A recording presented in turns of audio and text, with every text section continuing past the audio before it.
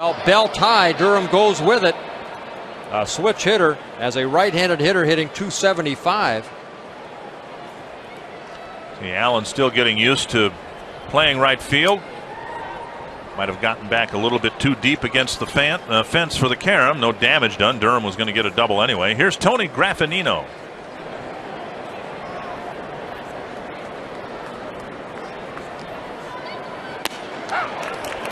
Things have gone so well for the White Sox that they have gotten good years from their players who were with them in spring training. And then a couple of starters like Graffinino and Perry, both cast-offs from the Tampa Bay Devil Rays. Here's Graffinino, a spot player, but he's hitting .357. Perry's pretty much taken over third base. He's hitting .318, and they couldn't cut it with the Devil Rays. Here's a bunt and a good one. Milton knocks it down, but that's all he'll be able to do. It's a bunt single for Graffinino. Oh, we always talk about the little things that you have to do. Well, one of the little things is try to get on the board early and first. Graffinino, good bunt right here, making sure Ray Durham gets to third base by bunting the other way. Eric Milton goes for it. Usually a pretty good fielding pitcher. Ball hits right off the end of his glove. Graffinino with an infield base hit. Runners at the corners, nobody out. And here comes Frank Thomas. Milton beat the White Sox, as we showed you, in late June, but in that game, the Twins gave him a big early lead. He had a 5-0 lead after the first inning and a half. And now it's the White Sox who are threatening to put a big number up early against him.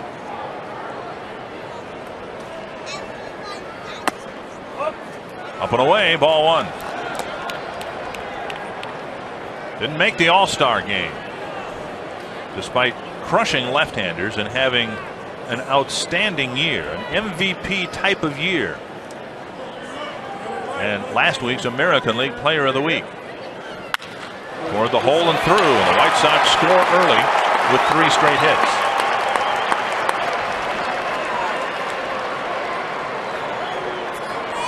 Frank Thomas at 6'5", 257 pounds, the big hurt. He likes to extend those arms. You have to pitch them middle in, especially early in the ball game. Eric Milton, you can see that pitch is probably 6 inches outside. Thomas still turns on it.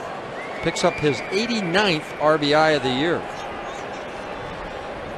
It's the third first inning in a row where the Twins starter has struggled right away. Now, in last night's game, Brad Radke got a double play and a strikeout after a couple of opening base hits and got out of the inning unscathed. Mike Lincoln, a couple of games ago, had the bases loaded with 1 out and got out of the jam. No such luck for Milton here tonight. Ordonez back up the middle and a base hit, the 4th straight Chicago hit. Graffinino scores, and it's 2-0. Milton made a stab for it, but couldn't flag it down. You know, Dick, you look at Frank Thomas's numbers, and he's really protected by Magliero Ordonez. He's having a fantastic year. Ordonez coming in, hitting .329, 23 home runs, 80 RBIs, doesn't waste any time. And Guzman can't catch up to it. And 4 straight hits for the Chicago White Sox. They take an early 2-0 lead.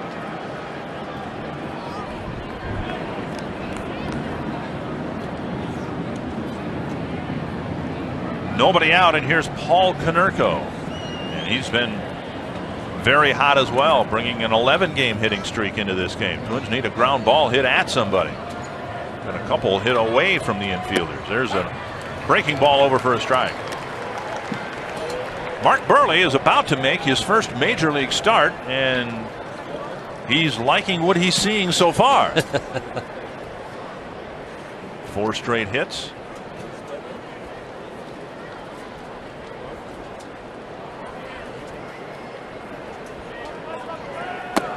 Strike 2.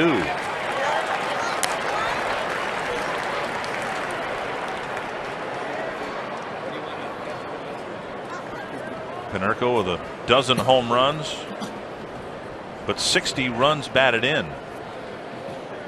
Well, we talk about the Chicago White Sox ball club, about guys that have been with other clubs. We saw Graffinino here. Konerko, he started his career with the Dodgers, spent some time with the Reds. Last year, his first year with the Chicago White Sox. Ended up hitting .294 in 142 ball games. 24 home runs. And starting off this year, here, 3.5 months into the season, hitting over 300, 60 RBIs.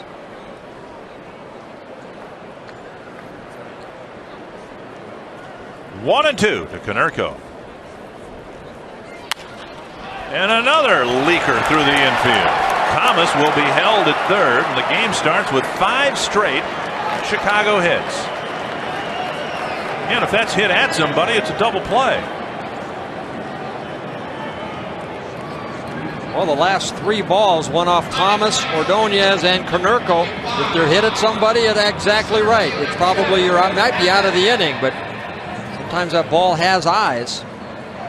And if you're pitching coach Dick Such, who's on his way out, all you can tell Eric Milton is keep throwing strikes, but try to get better quality strikes. Not a bad pitch right there. You got the ground ball.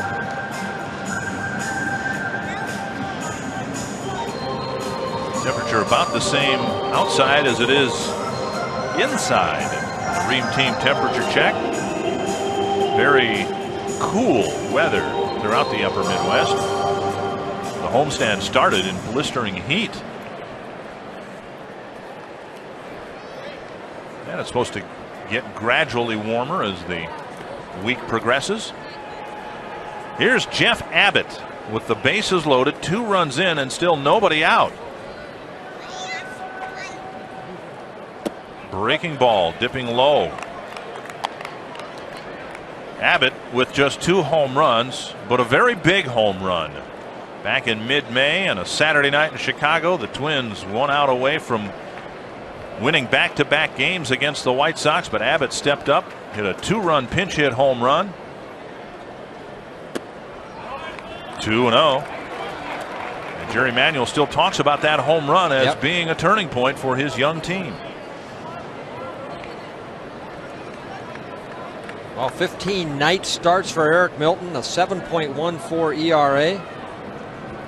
And here at the Dome, he has not pitched very well either. 2-3 with a 6.96 ERA. 3-0. And this nightmarish start for Milton continues.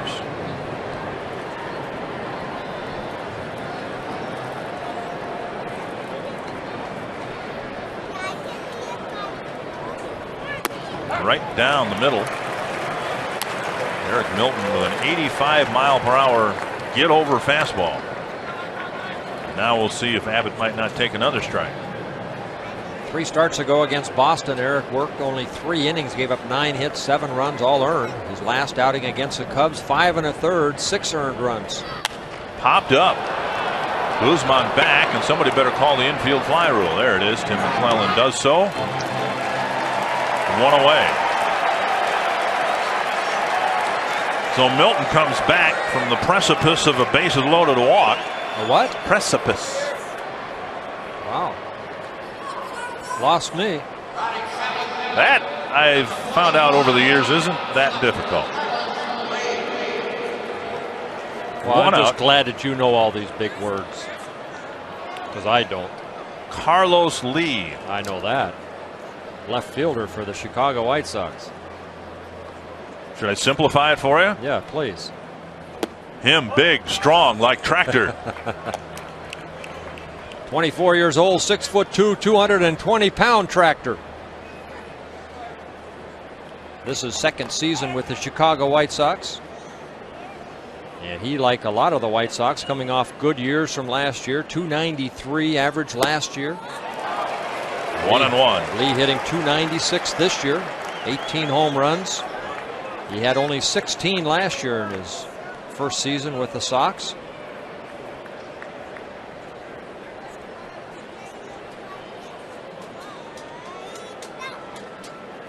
One and one from Milton to Lee.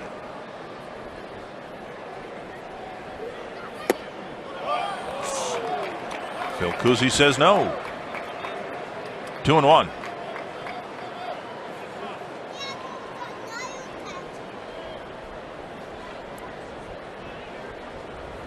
Carlos Lee, born and raised in Panama, Had some great hitters throughout Major League Baseball come from Panama.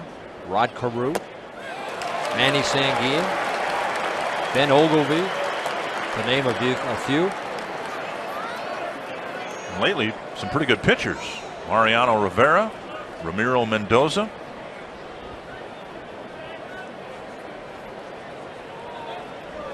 Milton trying to pitch through an early test here tonight. Still only one out with a couple of runs already in.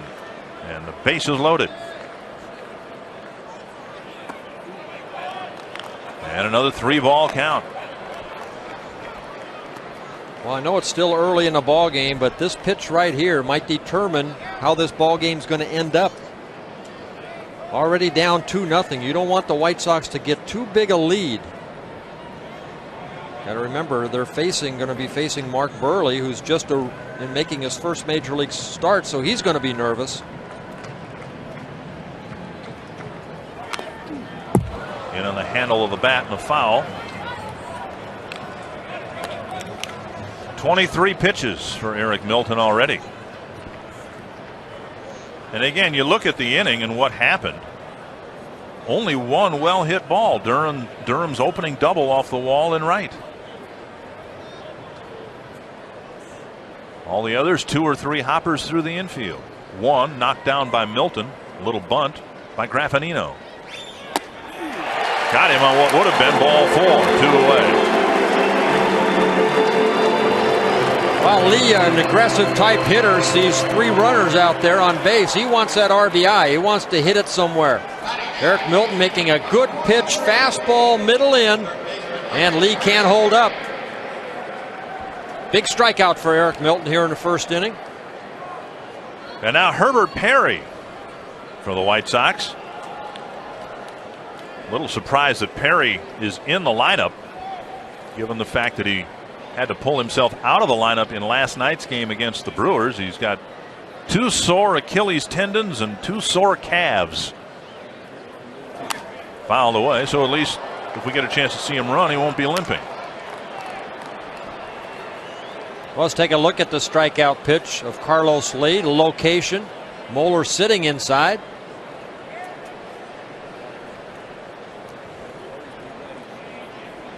One strike to Herbert Perry. Well, Perry knows what playing with pain is all about, and he had both knees operated on throughout his career, missed some seasons because of that.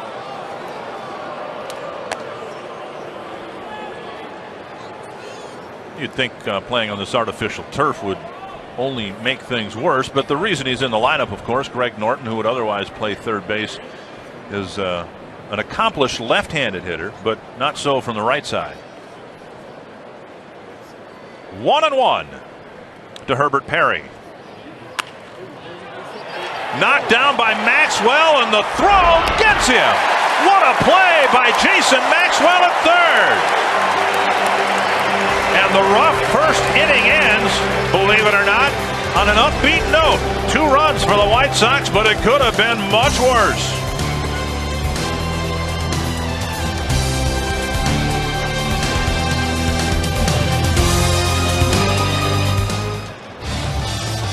Checker Auto Parts starting lineup for the Twins. Christian Guzman leading off, followed by Denny Hocking. Then Matt Lawton, Ron Coomer, David Ortiz, Jay Canizero, Chad Allen, Jason Maxwell, and Chad Moeller. The Menards defense for the White Sox. Carlos Lee in left, Jeff Abbott in center, Maglio Ordonez in right. Herbert Perry, Tony Graffinino, Ray Durham, Paul Konerko out in the infield. Brooke Fordyce behind the plate. Catching, Mark Buehrle.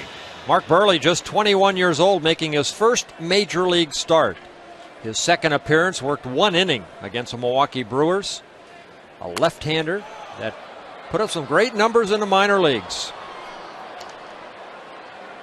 8 wins, 4 losses, an ERA in the low 2s at the Double-A level. First pitch in on the handle of Guzman's bat, so much so that he cracked it. You can only look at his minor league numbers. The thing that impressed me, only 33 walks. And there's Jason Maxwell getting some well-deserved congratulations. It's 2-0. If Maxwell doesn't make that play, it's probably 5-0, and the White Sox are still hitting. One strike to Guzman. Up and away. What impressed me about Buehrle's minor league numbers, 217 and a third innings pitched in the minor leagues, only 33 walks. A little pop up behind the plate and out of play. This was Cal Eldred's spot in the rotation. And Eldred, who had a great first half, 10 wins, 2 losses, an ERA kind of high, 4.64. But he came out of his last ball game with a bad elbow, a sharp pain in the elbow. And given his medical history, the White Sox are going to be pretty cautious with him. Toward the hole, but cut off on one hop by Perry. Over to Konerko, one away. Well, they did some extensive testing on Eldred today on that right elbow. They feel that it's just a bit of a nerve problem, and they hope that just time will allow that to heal to where he can be strong.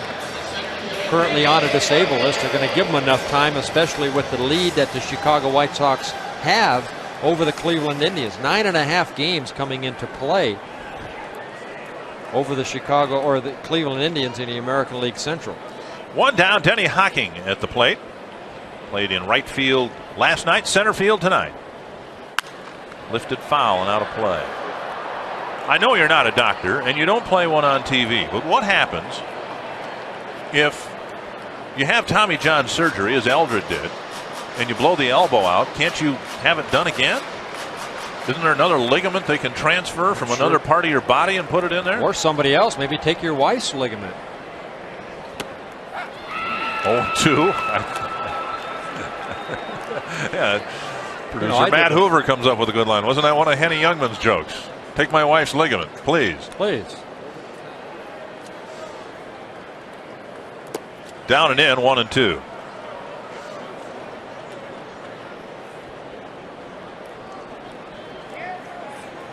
Buehrle, 38th round draft pick.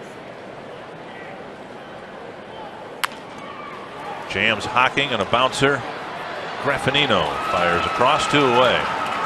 Yeah, Buehrle was a 38th round draft pick in 1998. He didn't sign until May 21st of 1999. Last year spent time in Burlington, which is single A. 7-4 in 14 starts, 20 appearances. Had only 16 walks and 99 innings pitched. Matt Lawton leading the team with his 61 runs batted in, and an awfully important one in last night's game. In the 8th inning, Christian Guzman hit a 2-out double, and Lawton got a base hit to left field that scored the speedy Guzman with what proved to be the winning run. Now to left field toward the corner, chased by Lee, and the chase is over. 3 up, 3 down. Mark Buehrle with a very good first inning in his first major league start. 2-0 White Sox heading to the 2nd inning. Take a look at our Dodge League leaders. And the American League teams with the most wins from their starters, and guess who's on top? You've got the White Sox, a first place team, the Seattle Mariners, a first place team, and the Toronto Blue Jays, a game and a half out. Then you have Oakland, a second place team, and the Anaheim Angels tied for second. So it seems pretty simple to me. If you want to win, you should have good starting pitching. Amen. Grounder foul. Just about everything the White Sox have hit has been hit on the ground.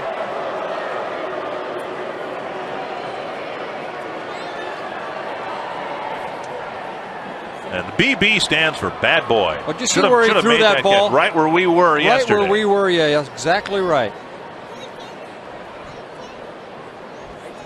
1 strike to Brooke Fordyce. High and deep to left. Lawton back to the wall. Gone. A home run for Brooke Fordyce. Right where we were sitting.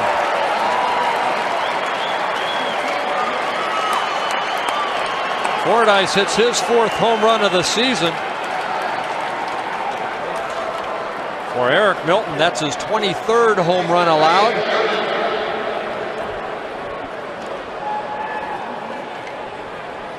Eric Milton leaving a ball up, a changeup. Took something off the fastball. Matt Lawton goes back. This ball just keeps going. And it's exactly where our table was. Yeah. And we were sitting last night, right over Calvin Robinson Griffith. Ball one to Ray Durham, who started this messy evening with a double off the drape in right field.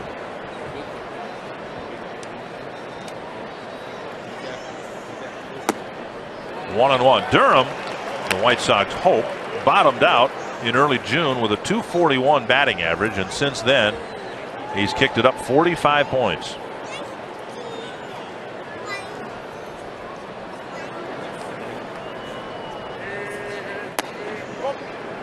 Up and in, 2-1.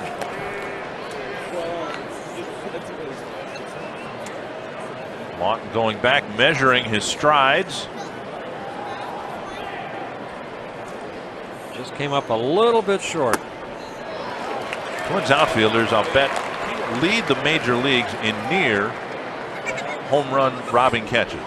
Torrey Hunter was great at it. Jock Jones has had it happen to him a couple of times, including last night. Or a couple nights ago. 2-2 to Durham. Popped up behind second. Canizero and Guzman, and it's the shortstop making the catch for the first out. Charge lines are open. We've got a day game here tomorrow. And then night games Friday, Saturday, day game on Sunday.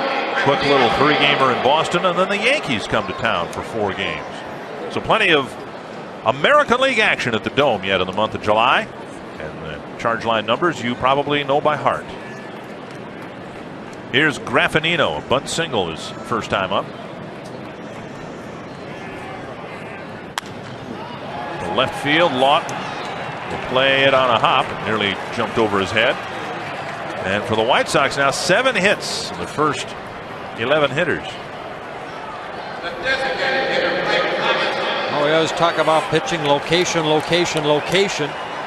Eric Milton a couple times when he's trying to get ahead in the count, leaving the ball up about belt high, and the Chicago White Sox ball club very aggressive at the plate. Or swinging the bat very aggressively. Here's Frank Thomas, an RBI single, his first time up.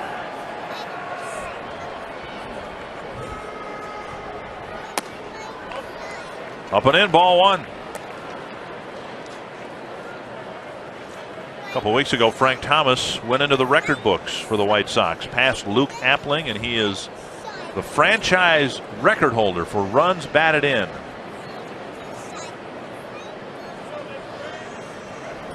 Which is saying something given the fact that this is the 100th year of the White Sox. 21 runs batted in just 14 games in July.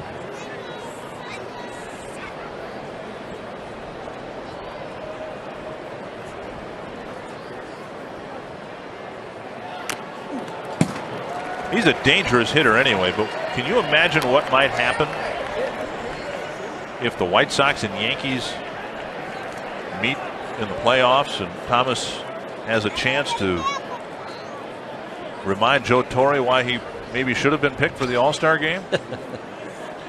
I'm not sure how he was left off in the first place. Say nothing about the substitutions that were made later. Here's a pop-up wide of first. Coomer watches it go back into the seats.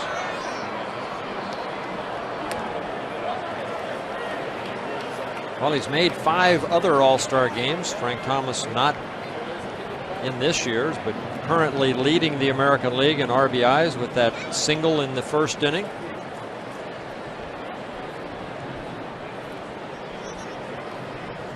Everybody else on that list made the All-Star team. 1-2 to Thomas. 2-2. Thomas in his 10th full season with the Chicago White Sox has hit 300 or better 8 of those so far 9 seasons, this being his 10th. A career .320 hitter.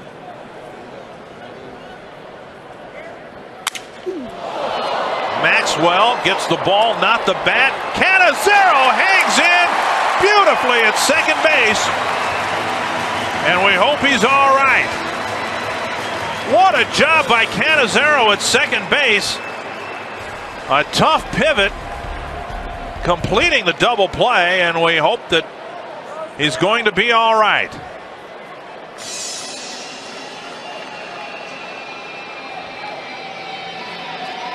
Or if he's hurt, it might be just a spike wound. It looked at first look as if he did get his legs elevated and that neither foot was planted. Let's take another look at it. Well, shattering the bat. The ball gets slowly to Maxwell. He does the right thing, throws it to Cannizzaro, but watch Graffinino sliding by the bag and getting Cannizzaro. We'll take a break and hopefully have an update for Jay Cannizzaro that gives us all a sigh of relief. This is not what we wanted to show you coming out of the commercial. Jay Cannizzaro being helped from the field. Dick Martin and Jim Common, the Twins trainers. Well, we talk so much about middle infielders and double plays, and Cannizzaro hanging in there so tough. Off to a great start here in his first year with the Twins. Maxwell makes a throw, but watch Graffinino come in, slide by the bag. Looked like Cannizzaro got up before Graffinino could get at him. Don't know where he... See, that's what I thought too, that he had gotten up off the ground and at least his spikes weren't planted in the dirt. Right. Remember Rod Carew broke his leg when Mike Hegan went in like that type of slide. Wow, that's a shame. Cannizzaro hitting .296, been swinging a hot bat. 3-0 White Sox, and here's Ron Coomer. Fastball up high, ball one. And the problem the Twins have is they really aren't deep right now at second base. There's a ground ball to the right side. Durham has it. Denny Hocking's going to have to come in from center field and play second, and then Jock Jones may be out to center field. One down in the second. Mountain Dew and the Twins have, of course, promoted the 4 bobblehead doll nights this year. We've had a Harmon Killebrew night. We've had a Kent Herbeck night. And Friday it will be Tony Oliva night. And the first 10,000 fans get a porcelain hand-painted Tony Oliva bobblehead doll, courtesy of Mountain Dew. 1 bobblehead per fan. That's tomorrow night? No. Friday. Friday. Today's Wednesday. Tomorrow's Thursday. And then comes Friday. Because I saw Tony before the game and thought maybe they'd do it tomorrow night because tomorrow is his 62nd birthday. Oh. So early happy birthday to Tony Oliva. Ortiz lifting one foul over the Twins dugout. 2 strikes.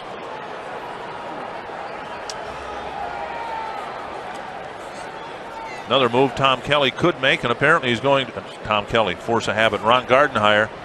Corey Koski will move Jason Maxwell over to second base. Koski's come out onto the on-deck circle to hit in Cannizzaro's spot.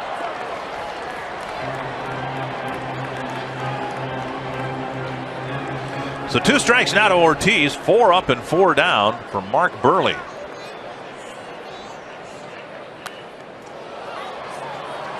Oh, a foul off the net. Came right to a fan with a glove and a green cap, and he maybe should have used the green cap instead of the glove. It bounced out of his glove. Well, he did the right thing and brought his glove. He just didn't open it up. Something tells me he's going to end up with the baseball anyway. Ortiz gets the first Twins hit right over the head of Tim McClellan. I'll tell you what, David Ortiz has had some very good at-bats against left-handed pitchers. Coming into play, hitting .526 against left-handers. Only 19 at-bats, that being his 20th. He now has 11 hits and 20 at-bats against left-handers. Just reaches out, a ball left over the plate, pokes it into center field. The Twins have just 2 home runs from left-handed hitters against left-handed pitchers. Matt Lawton has 1. David Ortiz has 1 in just 20 at-bats, and now 11 hits and 20 at-bats from the left side. Here's Koski. He's hitting .348 against lefties. Jock Jones has a home run against the lefty, too. Did I miss one? Yep. I beg your pardon. I beg Jock's pardon. And I beg your pardon. Well, Corey Koski, good numbers against left-handers.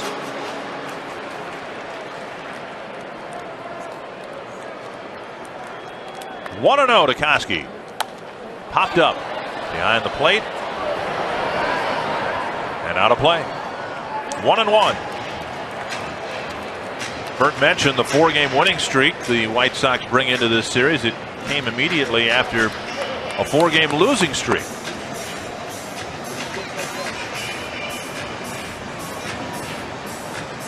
White Sox lost the first 2 going into the break and first 2 coming out of the break. Cleveland won a couple of games right out of the break, and we thought, here we go, here come the Indians. Then the Indians lost a couple, the White Sox won, and 9.5 game lead lead later. is still 9.5 games. 1-2.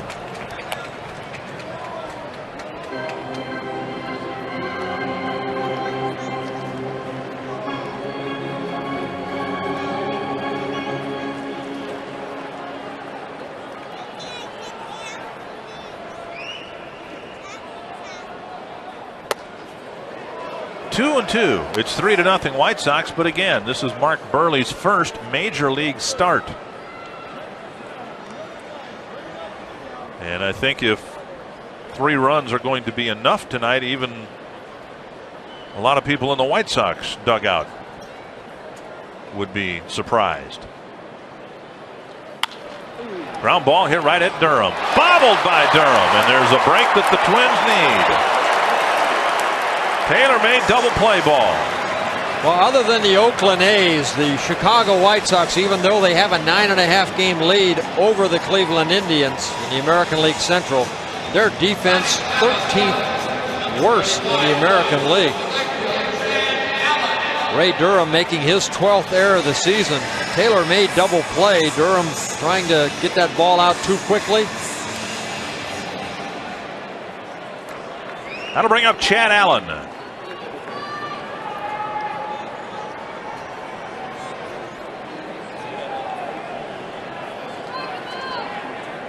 Allen with 24 at bats since his call up. A couple of doubles, no home runs. And he takes a ball, and out comes Fordyce. First time we get a look at Buehrle, I was watching him warm up. Reminds me a lot of Greg Swindell as far as his delivery, as far as his aggressiveness, as far as throwing toward home plate. He's auditioning, if not for a spot in the White Sox rotation, perhaps a spot in their bullpen.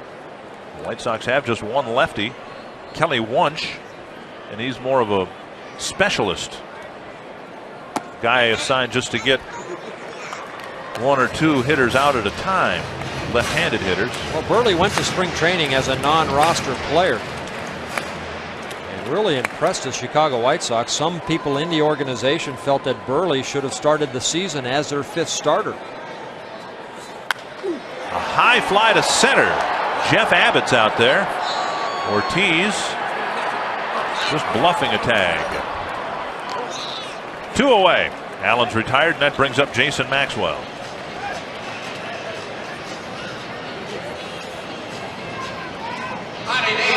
Buehrle, just 21 years old, from St. Charles, Missouri.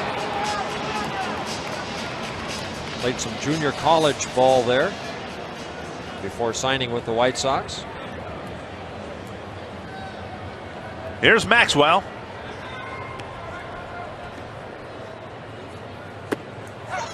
Shaving the outside corner.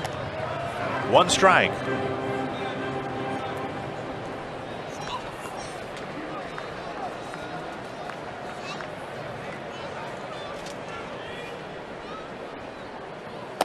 Up and in. Maxwell hasn't hit a home run in just about 3 months. His only home run of the year back on April 20th. Decent power numbers as a minor leaguer. And he takes outside 2-1.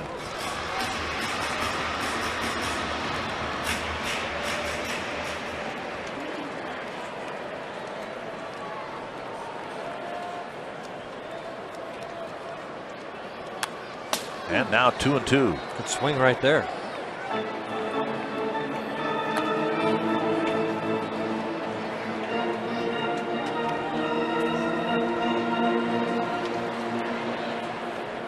the big questions for the White Sox this year. Will they be able to pitch as well in the second half as they did in the first half? Maxwell hits one to Graffinino. Low throw. Bobbled, and Ortiz will hold up at third. Not a good throw by Graffinino. It's the second White Sox error of the inning. Well, one thing that has really bothered the White Sox this season is the errors. Graffinino very steady with his glove throughout his career. Started with Atlanta, spent some time with Tampa Bay, only making his second error. Doesn't get an opportunity to play that much at short, but throws a one-hopper to Konerko. He's unable to pick it. This will test the mettle of your rookie pitcher in his first major league start, trying to pitch around 2 errors in 1 inning. Well, Nardi Contreras, the pitching coach, coming out just saying, hey, it's not your fault. Just keep throwing strikes. Don't let what's happened behind you affect what you're trying to do with that hitter. And a spot for Chad Moeller to do some damage. Just a couple of runs batted in. Got a base hit in last night's ball game, 1 for 2. Scored the first run for the Twins in the 6th inning. This would be a big base hit right here. Inside a ball. Well, the Twins are fortunate in many regards to be only down 3-0. And if they can take advantage of the 2 errors here in the second, they can erase a rough start by Eric Milton. Strike on the outside corner, 1-1.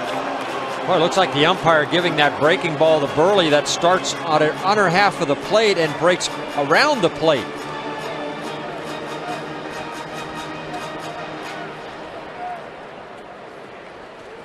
Pretty nice when you're a rookie like that and you get that type of pitch.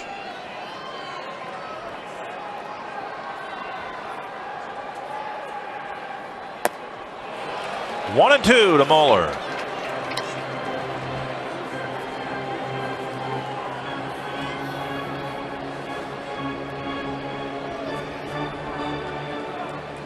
Moeller started the season in Salt Lake City. Got called up on June 20th. Hit .287 in Salt Lake City in 47 games for the Buzz. 20 RBIs in 47 games. And the Twins leave the bases full in the second. 1 hit, 2 Chicago errors, and no Twins runs. Christian Guzman just hung in there and made the double play. They're talking about last night's game when Perez was right down on top of him. My question is, do players like middle infielders get many cuts from players sliding in spike high? And here's that play in last night's ball game. Perez coming in and knocking Guzman, but hitting him after the fact, trying to break up the double play. And his spikes, Perez's spikes, weren't up that high. And just in the second inning, remember Cannizzaro, what Graffinino did to him, took him out. Fly ball to center. Hawkins out there. Puts it away for the first out. Well, Jason Maxwell throwing it to Cannizzaro. A tough play for a second baseman because you have to get over there and then throw, and you don't know exactly where that runner is. Well, that runner, Graffinino, was right on top of Cannizzaro. So, all right, good slide, dirty slide. I think it was a semi-dirty slide because he went by the bag.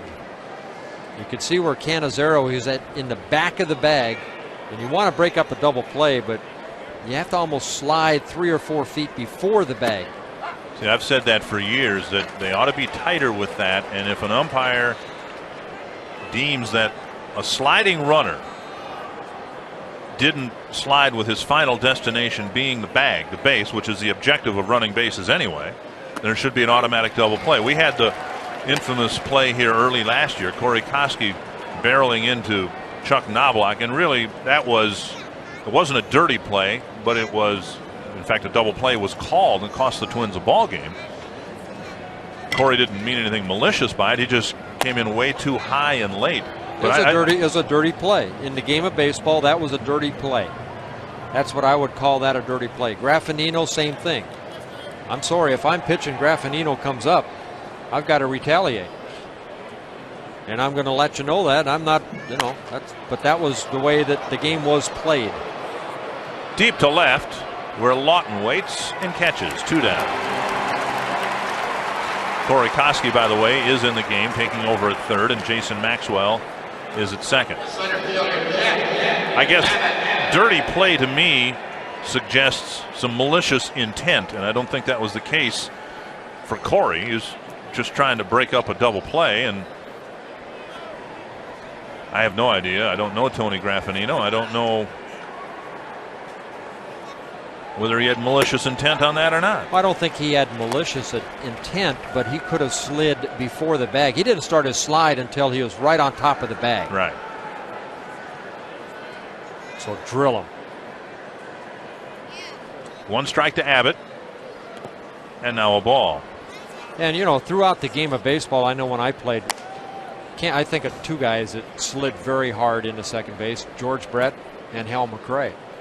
And they would slide in hard and break up double plays.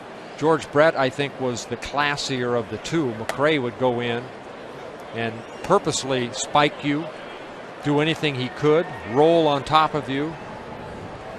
What about the manager of the Chicago Cubs these days? He was a pretty aggressive base runner too, wasn't he, Don Baylor? Yep. In Twins history, one of the toughest was Bob Allison. Now imagine Bob, 6'4", 230. And they didn't measure body fat back then, but he was about probably 4% coming in on you at second base. 3-1 to Abbott. And a called strike, 3-2.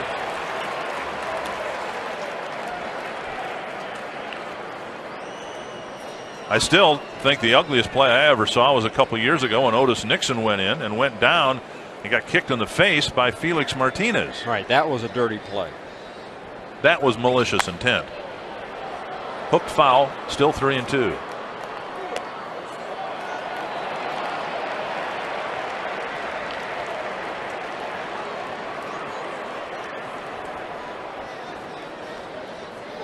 Milton trying to pitch his first scoreless inning.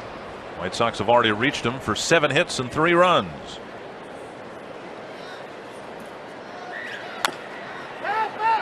And Abbott's dogs are barking a little bit after that foul ball. Well, the word on Jay Cannizzaro encouraging. They're telling us now he has a lower left leg contusion. Means he's got a bad bruise.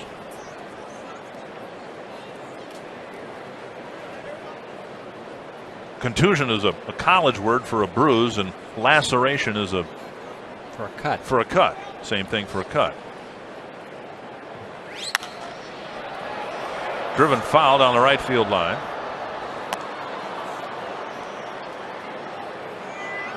So Abbott having a long battle here with Eric Milton. Milton trying to pick his team up a little bit here after a rough start.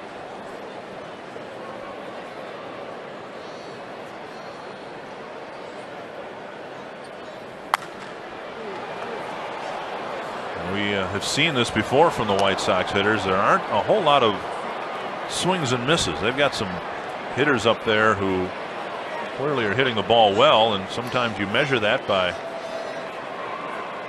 how many foul balls a guy hits. And Abbott now with the 10th pitch of this at bat. To short left field. Matt Lawton camps under it. 3 outfield flies, a 1-2-3 third, and a much improved inning for Eric Milton. 3-0 White Sox heading to the bottom of the third. We've had a lot of curious and interesting things happen. None of them benefiting the Twins at this point. Here's Christian Guzman starting the third. And he takes down and away ball 1. Guzman, one of the heroes in last night's game, offensively and defensively. A couple of hits, several nice fielding plays. Durham can't spare it. And it is not gotten by Ordonez, and there goes Guzman on his way to third again. Christian Guzman with his 14th triple, too short of Rod Carew's club mark. And it's a leadoff triple here in the third. Well, Carew led that mark back in 1977 when he had 16 triples. And I think that's his 14th triple, yeah, not 15th. Well, Durham leaps for it right here. Ordonez goes for it. It gets underneath his glove all the way to the wall. And with nobody out, Christian Guzman finds a way to get to third base again. Now it's up to the rest of the club to pick him up.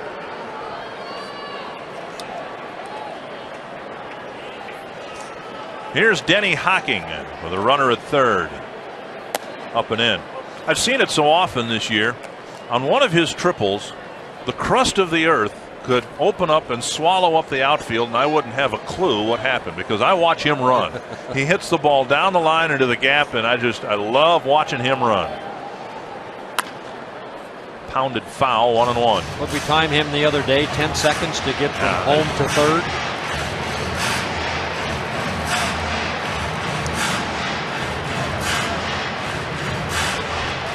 That's why you have to realize that the future is very bright for Christian Guzman if he stays healthy and continues improving like he has.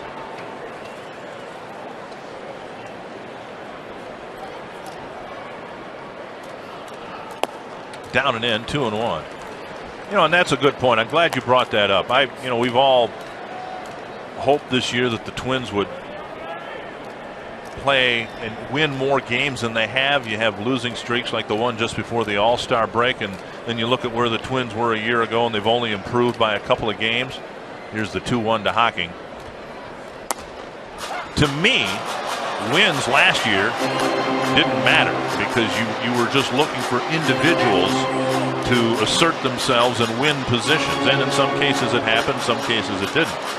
To just a smaller extent this year, I don't think wins are that important either for the long-term benefit of the franchise. Yeah, it'd be nice if the Twins won 75 games this year. Hocking rifles one to the first baseman, and Guzman gets back safely. Konerko with the catch for the first out. No, I agree with you, Dick. I think what's going to be needed in this organization. Everybody talks about power. In today's game, the Twins need to go out and find somebody to fit that number 4 spot, or maybe even that 5 spot. But I think the nucleus, along with Matt Lawton, Christian Guzman, and Corey Koski, Chad Allen, you have to look up and down the lineup. There's some very good ball players getting the opportunity now to get some regular at-bats. And as a result of all of that, they're putting up numbers that are much more encouraging than they were a year ago. Matt Lawton, and we all know what happened to him, but he's having a much better this year than he did last year or even the year before that. Grounded to Konerko, and they'll concede the run. Lawton bounces out to Konerko, but at least the Twins get on the board with Guzman scoring, and it's a 3-1 ball game. Well, what makes this play too is the cat-like instincts of Christian Guzman. It's a ground ball to Konerko. He can try to throw home, but the speed of Guzman. There's Guzman leading off on contact. He's flying down home. It would have been a close play. He might have been out, but Konerko gets the sure out. And the Twins put one on the board. 3-1 ball game, and here's Ron Coomer. Lawton picking up his 62nd RBI. That leads the club in RBIs. But you look at Jacques Jones, Corey Koski, they are strides ahead of where they were a year ago at this time. And long term, that's going to serve the Twins organization a lot better than having 3, 4, 5 more wins than they have this year. Now, having said all that, the Twins have 41 wins, and I'm going to be disappointed if they don't have 70 this year. It's a team that won 63 ball games a year ago, and it's not unreasonable to expect them to win 70. Well, it all goes to starting pitching. If the starting pitching can be consistent, these guys are going to find a way to score some runs. Another tapper to the infield. Graffinino with the throw. Coomer's retired, but Guzman gets an opening triple in the third to get the Twins on the board.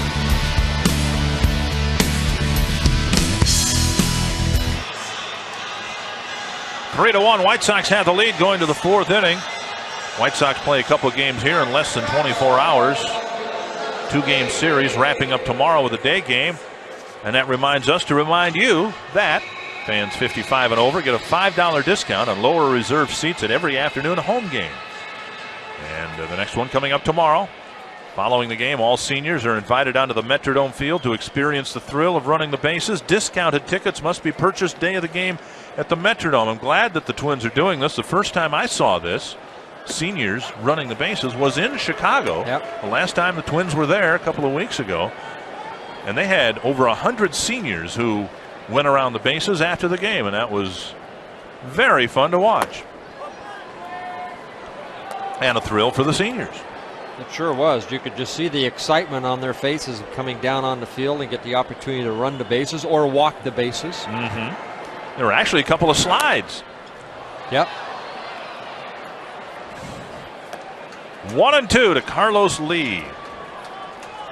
Milton got a big strikeout on Lee back in the first inning when the White Sox were threatening to win the game in the first inning. That did not happen. Got him with a fastball inside. Breaking ball tapped toward the Twins dugout.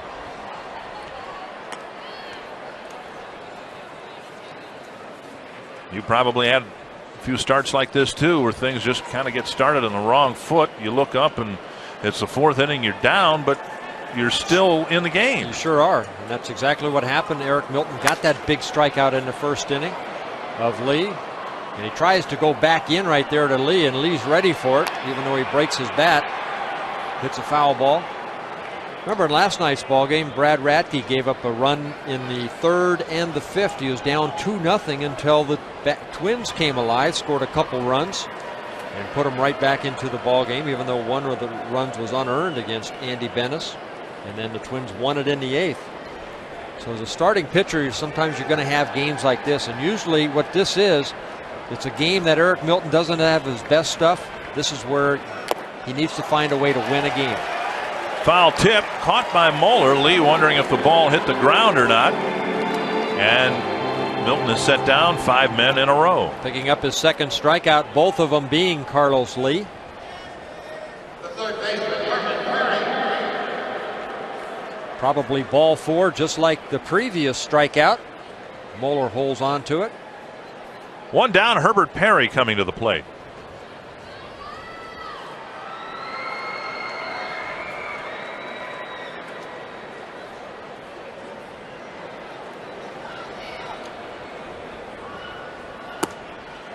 Talk about going from a really bad situation to a really good one. Graffinino and Perry getting out of Tampa Bay. The Devil Rays have the worst record in the American League. And it wasn't via trade. They were just given up for dead by the Devil Rays. And then the White Sox, of all people, pick them up. And here they are contributing to the feel-good story of baseball this year. 1-1 to Perry. 2-1. Well, as a player, you just want to play for a winning ball club. You want sometimes another chance. Perry getting another chance here. His career started with the Cleveland Indians. Didn't work out for him there. Ended up in Tampa Bay. They ended up letting him go. Now doing a very good job as third baseman for the Chicago White Sox. 3-1.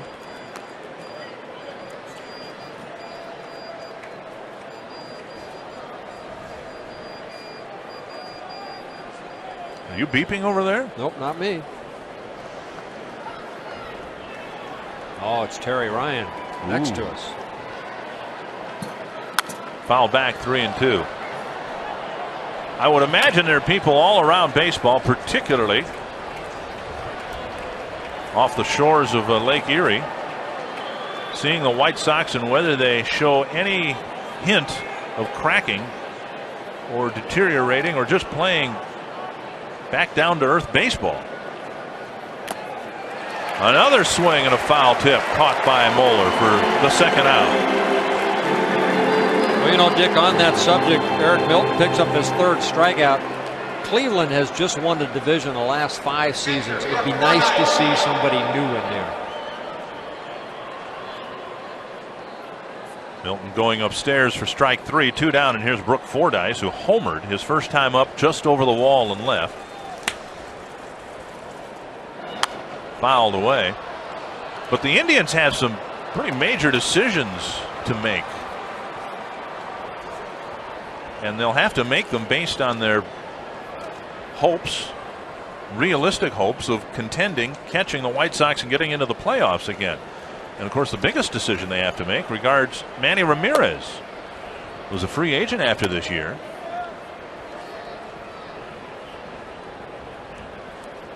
Ramirez might find himself playing for a contending team outside of Cleveland.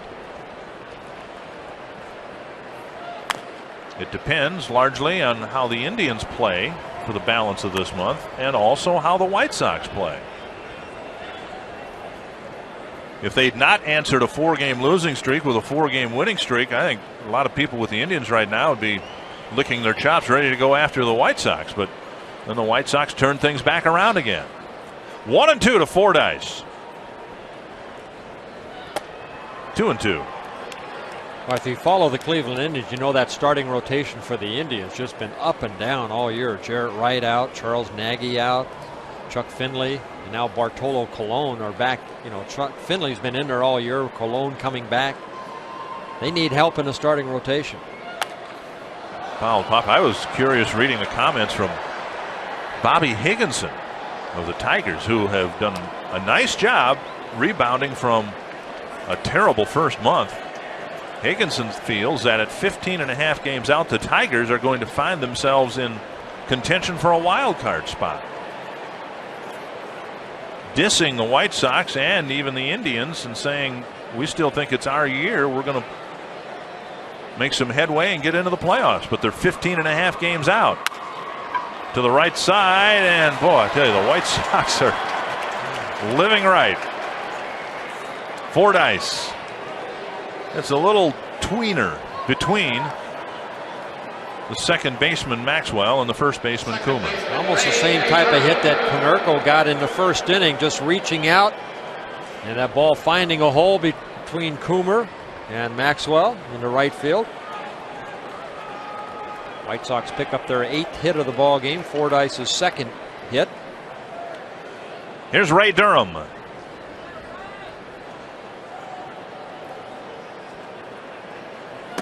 Down and in a ball.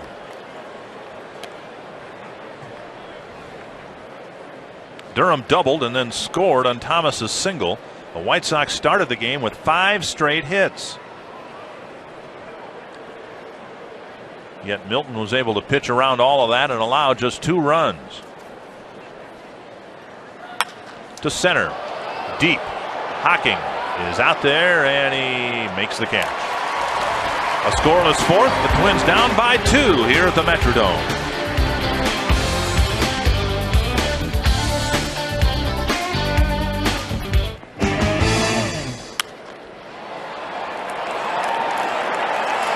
Center field. And Ortiz will start the 4th inning with an extra base hit. Stumbling around the bag and then getting back. He was gliding into second. A little bit of a misplay in the gap. And Ortiz thought about third, but then thought better of it. Well, another good at bat for David Ortiz against a left-handed pitcher. His 2nd hit against Buehrle just goes with it into right center field, and one hops the baggie. Ordonez picks it up, drops it. Ortiz into second, thinks about it, but whoa. You can see Molitor at third base say, whoa, big fella, stay there. Easy trigger. Here's Corey Koski. Reached on an error by Ray Durham, his first time up. Congratulations, Al, on that autographed baseball from Eric Milton. Breaking ball over for a strike.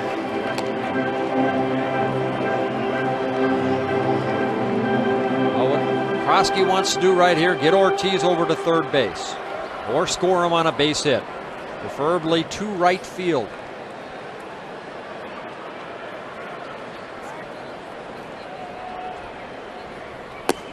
One and one.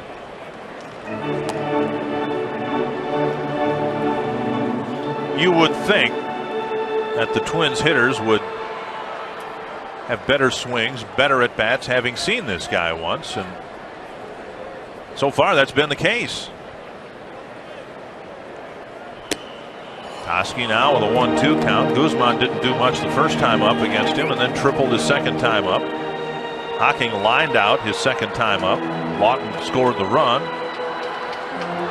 Ortiz driving one to the gap his second time up.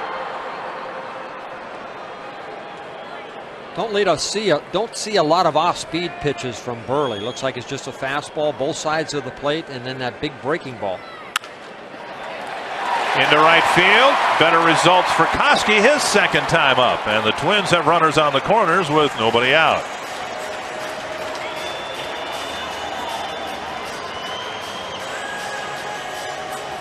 Corey Koski getting hit the 4th hit of the ball game for the Twins. Their second single, a triple and a double.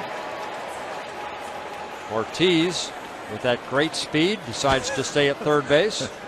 Good call. So Chad Allen comes up for the second time with a couple of runners aboard.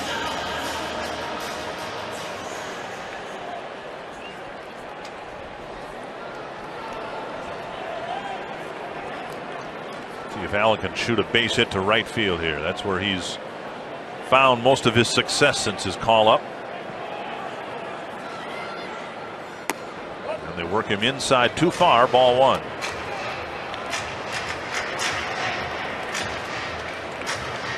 This is the White Sox team that has actually done a better job on the road than at home.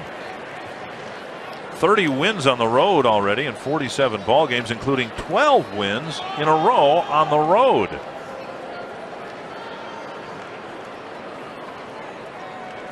And they've got him picked off. Koski is caught at first. And what's puzzling is I'm not sure where he was going. I don't think the Twins were going to send him to second. Well, first time Buehrle threw over to first against the Twins, just picks up that right leg, and Koski, a dead duck for the first out. So now Allen can still drive in a run with a ground ball here. The White Sox conceding a run anywhere in the infield on a ground ball, but now it's 1-1. When you think about that, winning 12 straight games on the road, and it wasn't just 12 straight, it's where they won them. 7 of them in Cleveland and New York. Now the White Sox bring the infield in a little bit. Just foul. 1-2. So Jerry Manuel shifting gears here with his infield defense, realizing that Ortiz is not the fleetest of foot. He doesn't even have to bring the infield in all the way here. So now if you're Ron Gardenhire, you put the contact play on. Jason Maxwell, the on-deck hitter. Just hope Allen can lift the ball to the outfield here. Up and in, 2-2. One of those high choppers somewhere. He was the master at that last year.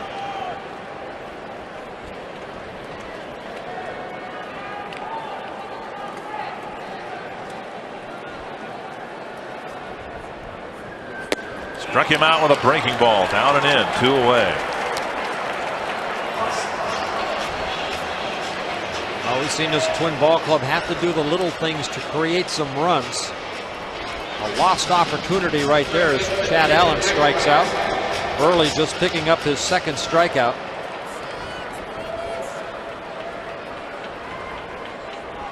Now Twins need some 2-out hitting from Jason Maxwell. Over for a strike. Maxwell has turned in a sensational defensive play at third. Now he's playing at second base.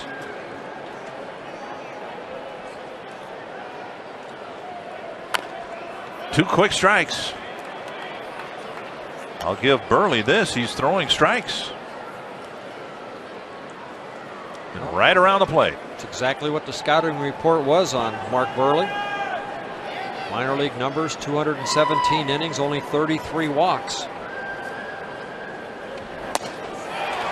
And the Twins, who left the bases full in the third, now waste a leadoff double here in the fourth. At first and third, nobody out, but Buehrle pitches out of it, and it's still 3-1. 3-1 White Sox. We go to the fifth inning. And coming up on Sunday, final game of the homestand, and it's also Marquette Bank's Bat Day. Twins hosting the Indians at 1 o'clock. The first 7,500 fans, 14 and under, get a free Louisville Slugger baseball bat commemorating Tom Kelly's 1,000th career victory. And if you'd like tickets, call the charge lines or go online. And this gives us a perfect opportunity to again wish Tom well and wish his father Joe well. The manager still tending to his ailing father down in Florida. Sure do. Well, here he is, Tony Graffinino. Curve for strike one.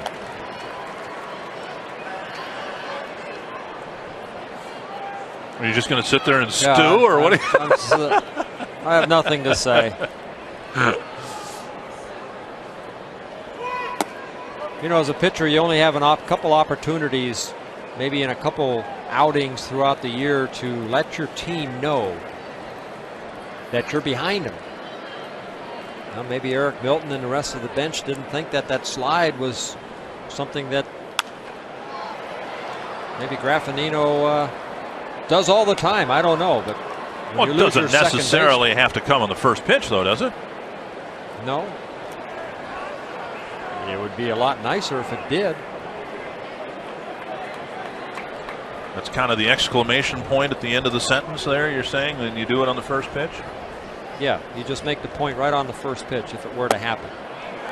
2-2. Score make any difference? You're ahead by 2 runs, down by 2 runs? Not at all. Okay. Not at all.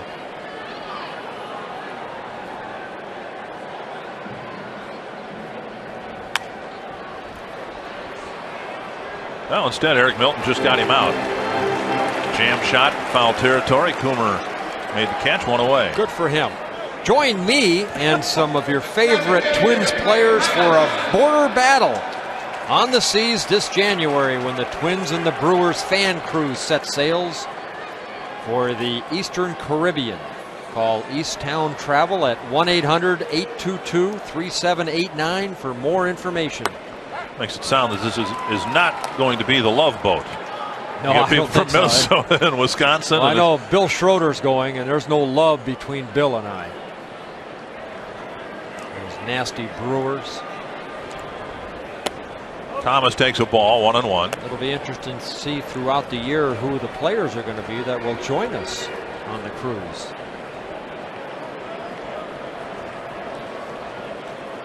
One and one to Thomas. Guzman lifts the tailgate and Thomas is aboard.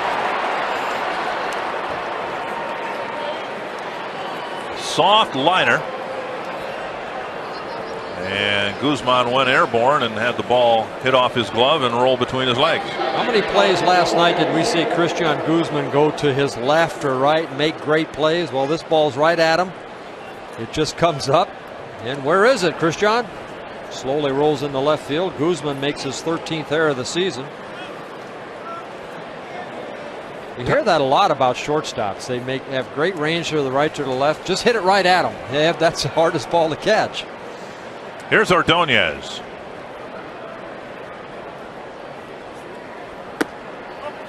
Just off the outside corner of ball. Guzman last night made some great plays. Double play right there. 1 of 5 the Twins had in last night's ball game. Now, he was all over the place last night, and no ball hit right at him. 1-1.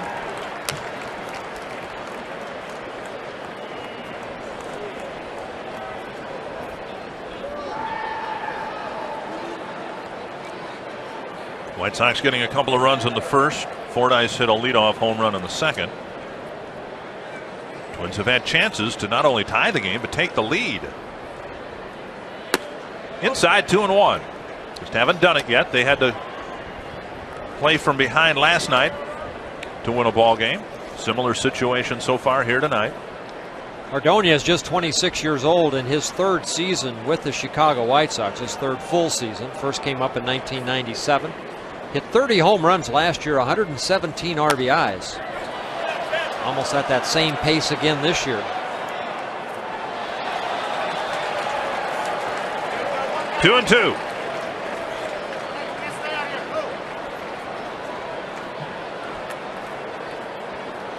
A lot of pitches thrown by Eric Milton. 77 coming into this 5th inning. In his last outing against the Cubs last Friday, threw 88 pitches in 5 1/3 innings.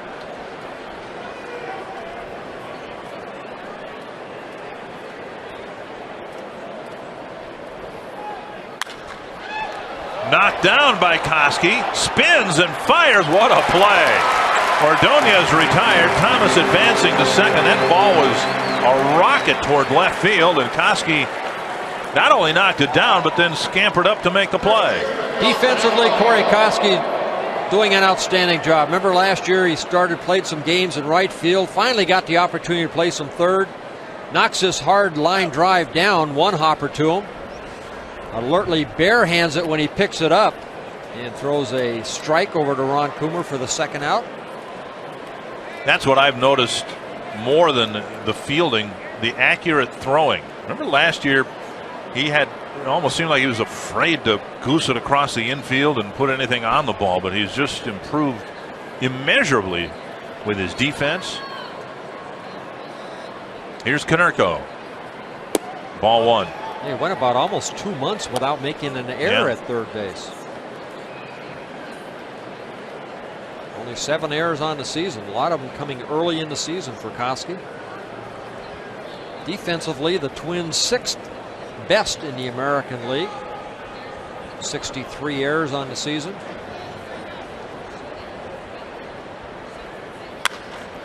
Here's one hit, one right at Guzman, and he makes the play this time. Over to Coomer. No damage done. A Guzman error, but a scoreless 5th, and it's still 3-1. 3-1 Chicago. Going to the bottom of the 5th. And leading off is Chad Moeller here in the 5th. And we'll see how Buehrle handles things here in the 5th inning. Needs to complete this inning if he wants to qualify for his first major league win. And Moeller takes a strike. It'll be Moeller, Guzman, and Hocking. Twins being out hit 8-4. 0-2. Buehrle coming into the inning, 59 pitches, 42 for strikes.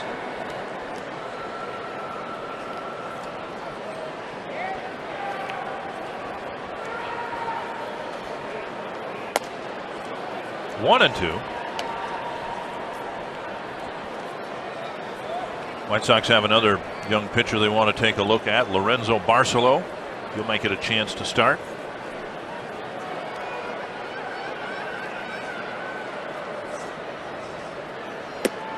Two and 2. We mentioned that a lot of people will be interested in the White Sox and their ability to repeat what they did in the first half with their pitching staff. Now, Cal Eldred's already on the disabled list. When he can come back and how effective he will be when he gets back will be looked at very carefully. James Baldwin, who has been a second half pitcher his entire career. There's a pop-up wide of first. Konerko over for a look. And he makes the play down by the White Sox bullpen for the first out. Well, you look at the Chicago White Sox, they have a 9.5 game lead over Cleveland coming into today's play. Everybody needs pitching. The Yankees went out and got Charles Nagel from the Cincinnati Reds. You wonder maybe if Chicago, you know, with all these nice acquisitions they've been able to get, like Konerko and guys like that, Fordyce behind the plate, if they have some minor league talent that they may go out and get a starting pitcher. One strike. And 2 now to Guzman. One name that I'm sure will come up even more than it has already is Curt Schilling. Of course, he's still in a rehabilitation mode, I guess, coming back from arm problems. But Scott Erickson's name has been thrown around. Phillies aren't going anyplace this year. Neither are the Orioles, it doesn't look like, although the Orioles are only 10 games back. 1-2 to Guzman. Tripled and scored his last time up. Well, that's one organization that just has. I just don't know what's going on over there over the last 3-4 years. Guzman retired for out number 2. Take a look at our trivia question tonight. Brought to you by Tires Plus. Name the 3 catchers with 300 career home runs. Johnny Bench, I got one. Your turn. Carlton Fisk. Carlton Fisk was another one. Did Gary Carter have over 300? Good, yes.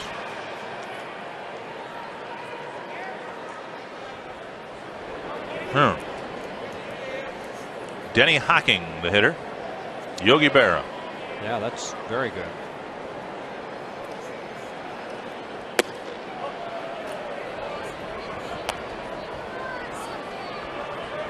He may know the answer. He doesn't want to tell us.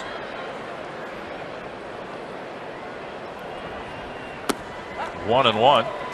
Speaking of Yogi Berra, the Twins will, for the second year in a row, be able to see Yogi and Phil Rizzuto and Whitey Ford and the Yankee old timers when we go out to New York in September. Their first old timers day was rained out against the Marlins, and they've rescheduled it for when the Twins are out there in early September.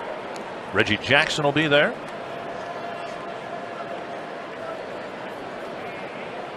Two and one to Hocking.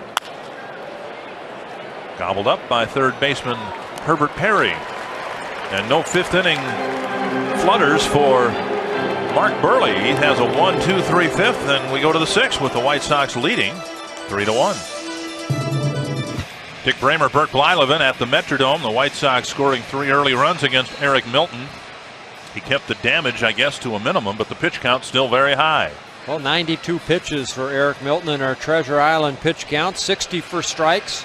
He's only given up 1 single over the last 3 innings. Needed 26 pitches in that first inning, where he gave up a couple runs, 5 straight hits by the White Sox to start this game off.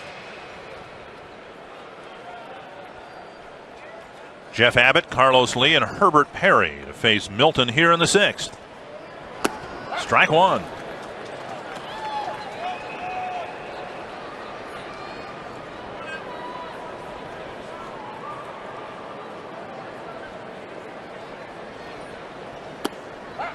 And strike 2.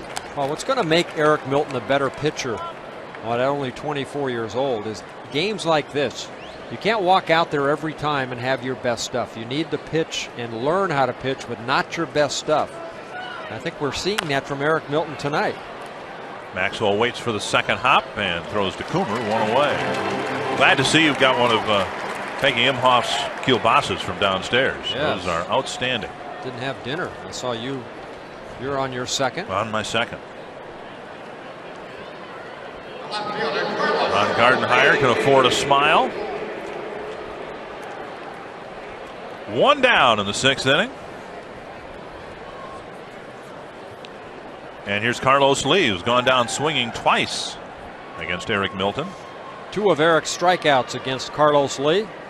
2 of his 3 strikeouts, excuse me. Mentioned before, this White Sox team won 12 straight games on the road. They're the first major league team to do that since the 1984 Detroit Tigers. And if the end result for the White Sox is the same as the Tigers, a lot of people on the south side of Chicago will be thrilled. That was the last year that the Tigers won the World Series. 1-2.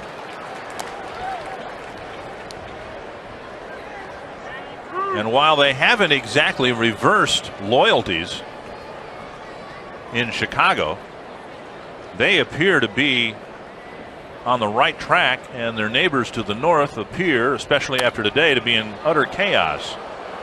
The Cubs today accepted the resignation of Ed Lynch, and based on the release that we saw, it almost sounds as if they reassigned Andy McPhail. who was the president, might still be, but he is going to assume the role of general manager for the White Sox. Lee again strikes out for out number 2. He's not having any fun against Eric Milton. Andy MacPhail will also assume the role of general manager, not for the balance of this year only, but also through next year. 2 down in the 6th. Well, MacPhail did such a great job here when he was with the Twins, putting that '87 club together. And also '91. Milton hasn't given up a hit since Fordyce's 4-hopper through the right side of the infield back in the 4th inning. 2 down, and here's Herbert Perry. The presumption is Ed Lynch lost his job because of an apparent mishandling of the Sammy Sosa situation. And now you've got a veteran-laden ball club, the Cubs. 14.5 games out, 14 games below the 500 mark, and farm system that doesn't appear ready to do what the White Sox have done with their farm system. 1-1 to Perry. 1-2. Remember in the first inning you mentioned Eric Milton a couple times, 85-mile-an-hour fastball, 88, 89. That last fastball, 91. The 85 was a 3-0 fastball with the bases loaded. Yep.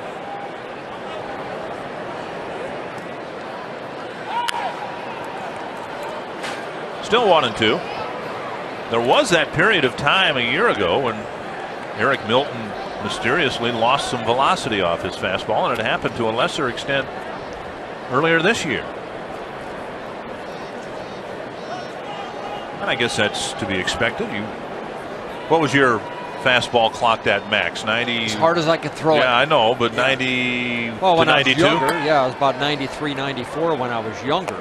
But within that, over the course of the year, it fluctuated quite a bit, didn't it? Probably around 87 to 91, somewhere in there. And that's where you have to learn how to pitch the corners, keep the ball down, keep the hitters off balance. That's what pitching's all about. Koski with a nice play, and again a perfect throw across the diamond. And you need good defense. 3 up, 3 down in the 6th. We'll see if the Twins can get Eric Milton some runs. Twins down by a couple of runs in last night's game. They didn't score until the 6th to tie the game up. We'll see what happens here, but first an email question. Well, carsoup.com email question. You can now email us during the games. Go to mscsports.com, click on the email Dick and Bird icon. If we use your question, we receive a free auto listing from our sponsor, carsoup.com. Also become eligible for a trip for 2 aboard the fan cruise this winter. And also you get, for being an email contestant, you'll receive 4 free tickets to the upcoming Michael Jordan To the Max movie. This email question comes from Jeanette from St. Cloud. And she must be a Chicago White Sox fan, because she said, Bert, you played the game for 23 years. Did you ever pitch to the White Sox broadcaster, Hawk Harrelson? There's Hawk. I would think the defense is going to get better in the second half. Hawk's career lasted for 9 seasons at the Major League level, from 1963 to 1971. I came up in 1970 when Hawk was with the Cleveland Indians, and we did face each other. And I asked him if he remembers how I did against him, and I thought he'd say, oh yeah, I took you deep. He said, well, I struck out against you. So that was very nice of Hawk to say that. He was wasn't he, and I don't mean to demean him, it's 3-1 to Lawton, but wasn't he like a 232 career hitter or something like 239 that? 239 career hitter. Here's a drive to center, hit right on the button, but back there to make the catch is Abbott, 1 away. Yeah, 239 career hitter, but twice he hit 30 home runs or more. And his career ended really in 1971 when he broke his right ankle sliding into second base. And Hawk says he still has trouble with that right ankle, still has pins in that ankle. He had a total of 131 home runs in 900 major league games, 421 RBIs. Had almost 3,000 at-bats. 1 down, here's Ron Coomer. I want to thank my little people for finding out that information. Coomer driving onto the gap. Abbott scampering over. He's able to get there, but Coomer still is going to glide into second with a 1-out double. So a couple of well-hit balls here in the 6th inning. One off the bat of Lawton for an out, and now this one for a double. Well, we need this guy to get hot again. Ron Coomer, 21st double of the season. Twins have a runner in scoring position. Good swing right there by Ron Coomer. When he's hitting the ball good up the middle, uses the alleys of the baseball diamond to get a lot of his hits. Here's Ortiz with a couple of hits already against Mark Buehrle. Ball 1. Ortiz single, got as far as 3rd in the 2nd, and then led off the 4th with a double. Was singled to 3rd in the next at bat, but the Twins had a pickoff and a couple of strikeouts and did not score in that inning. Yeah, that was an ugly inning. 1-1. Buehrle just taking a little off that breaking ball right there. We've seen him change speeds with the fastball, trying to keep the ball down, and then just taking a little off that. Ortiz a little bit out front.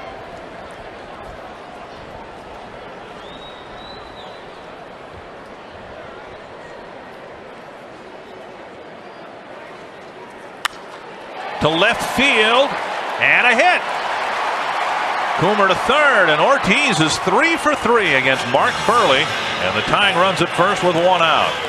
Well, Ron Coomer had to wait up to make sure that Lee was not going to catch this ball. He gets over to 3rd base. Ortiz picks up his 3rd hit of the ball game. Nice to see David Ortiz get some quality at bats here. Inside out swing. Remember, Ortiz last year spent the whole season in AAA, where he hit 30 home runs, 110 RBIs. Charge lines are open tonight. 612-33 Twins or 1-800-33 Twins. TwinsBaseball.com, the website address if you'd like to go online and order tickets over the internet. Here comes Corey Koski. He singled in the 4th, but then was picked off first before the Twins could get Ortiz in from 3rd.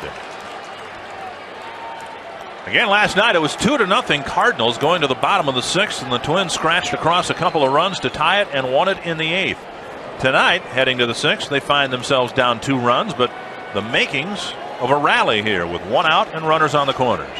What Buehrle's been able to do tonight is get some strikeouts when he needs them. He only has 3. Struck out Moeller with bases loaded and 2 outs in the 2nd. And then struck out Chad Allen with runner at 3rd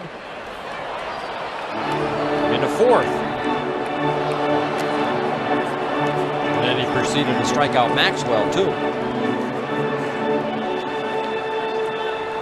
1 strike to Koski. Shake of the head there. I think he'd like to have that pitch back. Looked like that was not Buehrle's best breaking ball of the night.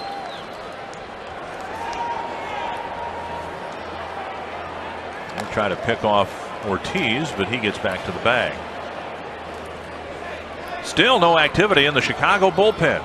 They're going to let the rookie ride it out here in the 6th inning. Corey Koski's first major league home run came against the Chicago White Sox, against left-handed pitcher Jim Parquet. Hasn't hit a home run against a lefty since. 1-1.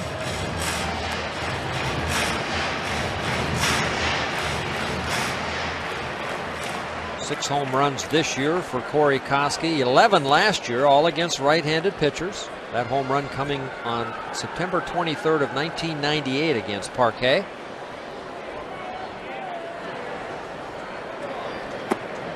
Breaking ball over the inside corner, and it's 1-2.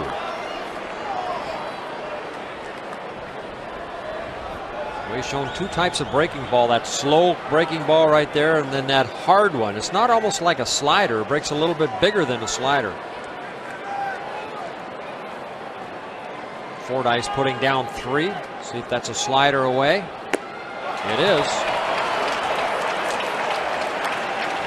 He's only struck out guys with men on third base. Yep. 2 away. Well, that's what you like to see from a young 21-year-old in his first major league start. How does he do under pressure? Buehrle has answered all 3 times with strikeouts. Chad Allen's already left 4 men on in his first 2 at bats, and here he comes up with 2 more men on in the 6th.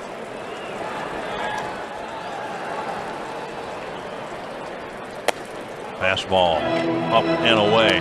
There's been just 1 3-ball count for Mark Buehrle tonight.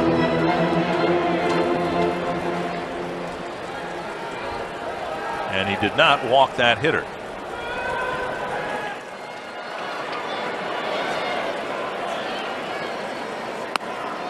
Two and 0.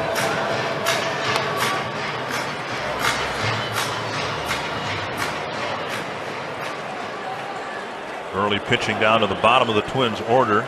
Allen, Maxwell, and Moeller are 0 for 6 with 3 strikeouts.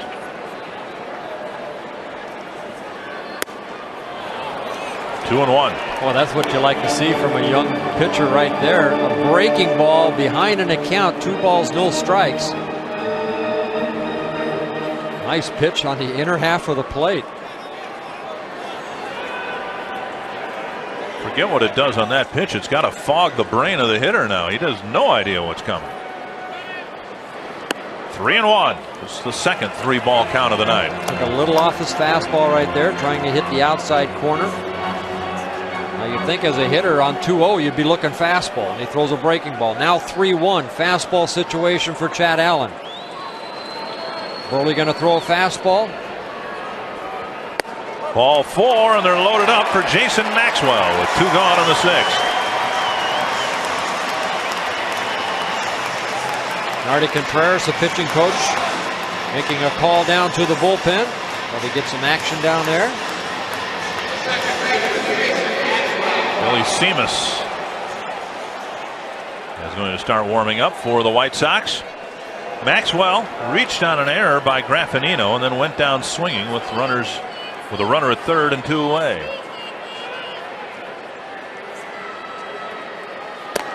Up and in, ball 1. Twins left the bases loaded in the 2nd, and another opportunity presented to them here in the 6th. Big cut by Maxwell, and it's 1-1.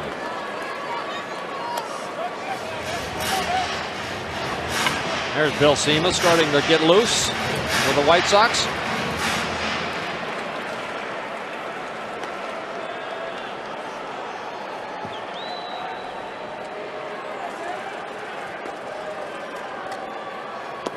Nice stop by Fordyce. It hit Maxwell. Maxwell gets hit in the foot. Coming in from third is Coomer, and it's 3-2. Now that's a way to pick up an RBI. Maxwell with his 10th RBI of the season. Buehrle tries to throw that breaking ball down and in. We've seen that sharp breaking ball from Buehrle when he's behind an account. Hit Maxwell right on that right toe. Watch this. Ouch, that hurts. Right in the instep.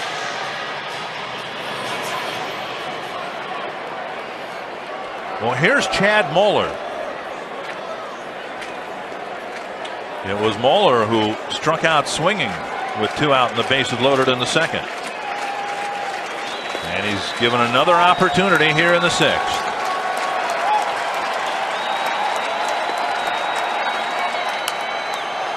Fouled over the screen, 1 strike. See Moeller telling himself, make the pitcher get the ball down. You saw his left hand going down.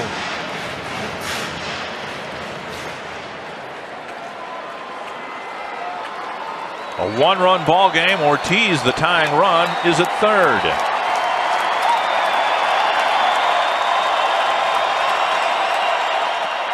Sailing up and away, 1-1, and we've seen more pitches well off the plate in this inning than we saw in the first 5.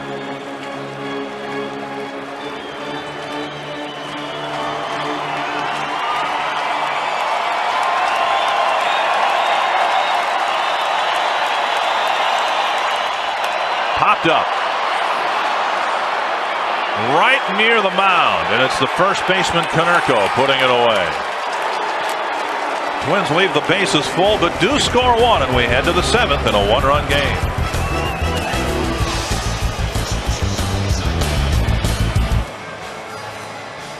We got another Target photo night coming up on Saturday. Brad Radke, Corey Koski, and Chad Allen will be out in the concourse from 4:40 to 5 p.m. And you can take your picture with them. Just call the charge lines and get your tickets over the phone.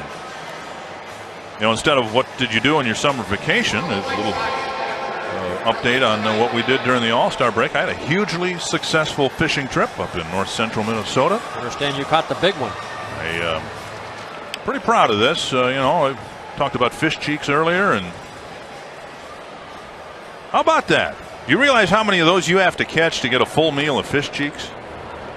And if you hold the fish closer to the camera, it looks bigger. It looks bigger. Now, what did you catch him on? I was trying to teach my son Eric how to catch fish, and he was catching really? Nice some small sunfish. And I said, "Well, here, Eric, let me show you how." There's a fly to left field. Lawton coming in, fighting the lights, and he can't keep the ball in the glove. Got there, then had to duck out of the way of the glare, and the ball looked like it hit him in the glove or in the wrist. But Fordyce is aboard with his 3rd hit. Well, we've seen this before from outfielders here at the Metrodome. That ball gets in those lights. It's tough. It bounces up on his glove. Matt Lawton,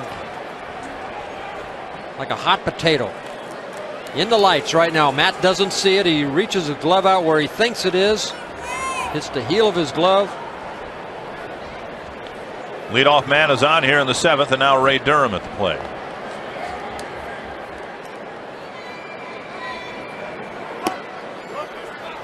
Well, I'll try to finish off the fish story here. Eric was catching some small sunfish, and they were all about the same size. And I said, well, here, let me grab the pole and see if Daddy can catch a big one. And the bobber went under, and I set the hook, reeled in the fish, and there it was. About 2 inches long. Swing and a miss, 1-1. When I first saw the picture, I thought it was a lure.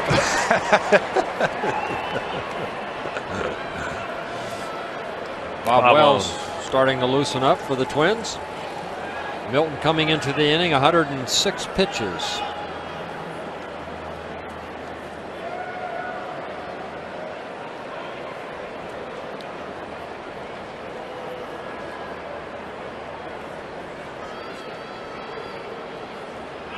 And a throw to first with Fordyce getting back.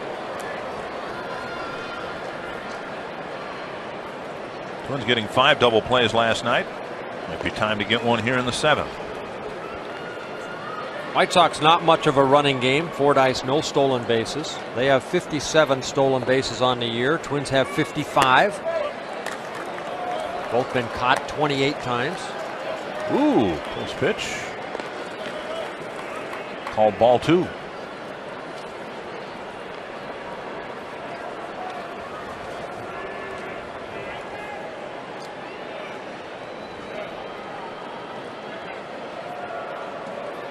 Durham with 65 strikeouts on the season. And now 3-1. The reason I brought that up, long look down to the third base coach's box, playing with a 1-run lead. You could see the White Sox maybe putting on a hit and run. But Durham at times has problems making contact.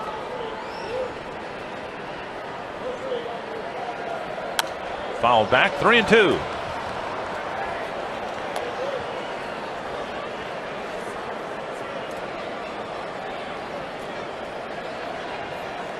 Eric with 4 strikeouts, no walks. Something that has been very positive for Milton this year. The base on balls coming into play, just 24 walks and 117 1/3 innings pitched. Well, for Milton, most of the numbers are very, very good. Very few walks, an opponent batting average that has climbed rather steadily over his last few starts, but still at just 2.66, but an ERA of 5.5. That's about the only number that stands out as not being a good number. Durham expands the strike zone, and Milton gets a strikeout with one out, one runner aboard here in the 7th. Back to our Tires Plus trivia question. The 3 catchers with 300 career home runs: Bench, Fisk, and then I threw out Buehrle. You got anybody else? I'm going to go with Gary Carter, old helmet head. And it was Buehrle with 306. Those do not, by the way, count DH home runs. Fisk did DH a little bit. I think hit 20-some home runs as a designated hitter. I guess I got a B- because Gary Carter had 298 home runs. And you give yourself a B- for an incorrect answer. Right. Because he was only 2 away. Yeah, I would have taken a B- anywhere. Here's Graffinino. If it wasn't for those D-, I would have never graduated.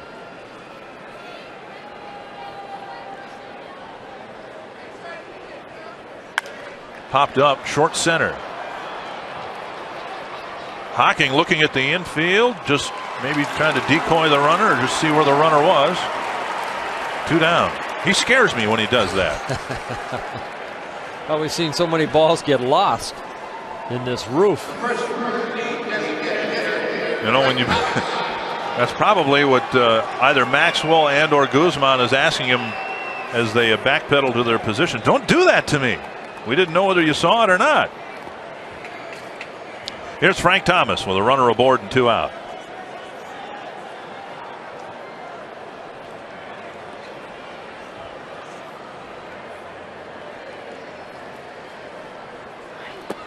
Half swing and a strike.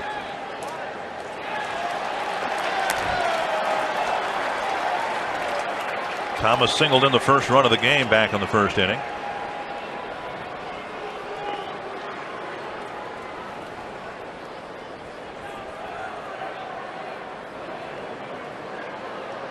And hit the ball that ended up knocking Jay Canizero out of the game.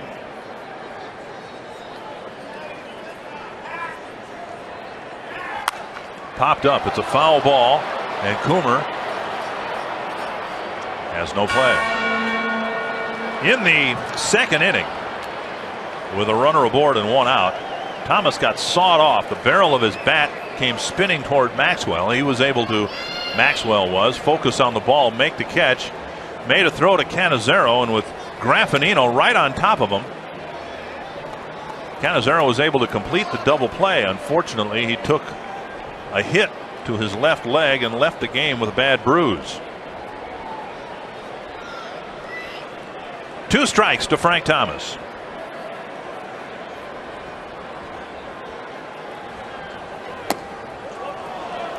One and 2.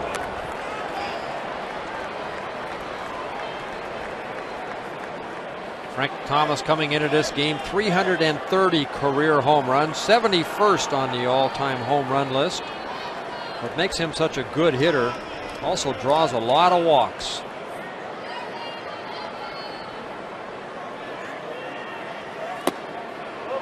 Two and 2.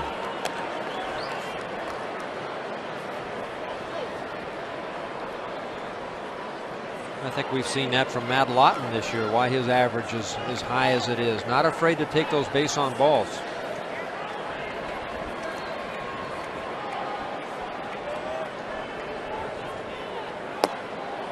Full count. And now with 2 down, Fordyce will get an early exit from first base. You know, Dick, you can see some certain hitters at the plate that just, they must see the ball so good, because Frank Thomas on that 2-2 breaking ball didn't even offer at it. It's just like he spit at it, like, you know, I'm not even going to swing at that. That's down and down. That's too low. Popped up. Guzman to the outfield, calling for it. Inning over. 7 good innings for Eric Milton. And who would have thought that after the first 5 hitters tonight? It's 3-2 Chicago as we go to the bottom of the 7th. But before we talk more baseball, let's change gears and talk a little Minnesota Lynx. Our next telecast coming up Thursday. That's tomorrow at 9 o'clock from Arco Arena in Sacramento. It's the Lynx and the Monarchs on MSC, your ultimate sports connection. Christian Guzman, the leadoff hitter, will lead off the 7th for the Twins. Guzman with a couple of grounders to third and a triple to the gap in right center. Mark Buehrle still in there, 21-year-old making his first major league start. Right now 98 pitches, 63 for strikes.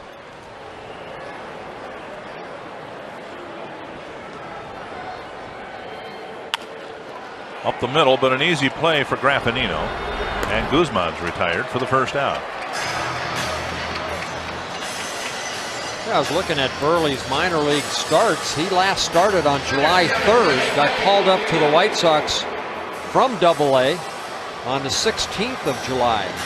So there were 13 days there that he didn't pitch. And now already with 100 pitches. His last start against Tennessee, pitched 7 innings. He had 14 quality starts and 16 starts down there. Put up some great numbers in the minor leagues. Here's Hocking, bluffing a bunt, taking a ball. But when you're 21 years old, you can throw forever. Probably doesn't even ice yet.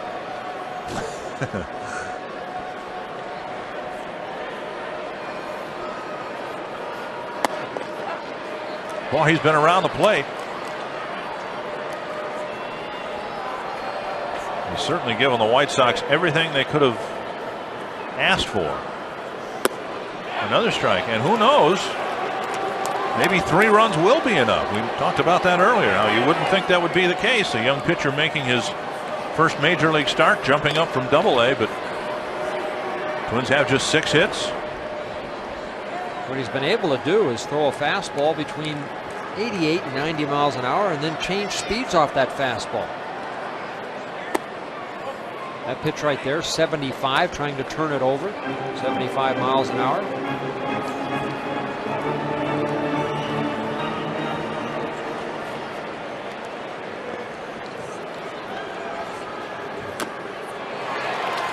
And Fordyce hangs on to the foul tip, 2 away. And Buehrle picks up his 5th strikeout of the ball game.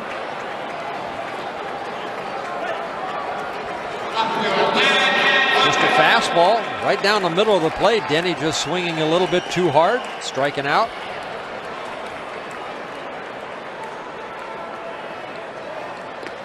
Here's Lawton, driving one to right center field, and Ordonez makes a nice running catch in the gap. So Lawton making a bid for an extra base hit, and Lawton ran into first base coach Jerry White. And I don't know if he hit him with his helmet or what happened, but Jerry White is flat on his back. Apparently in frustration, Lawton fired his helmet and hit his first base coach. 3 up, 3 down in the 7th. We'll give you a medical report on Jerry White when we come back.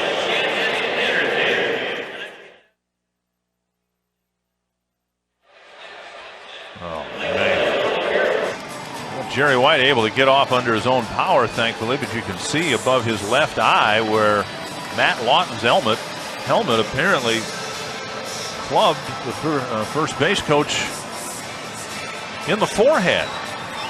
Ordonez made a nice running catch. Matt Lawton thinking maybe it's extra base hits.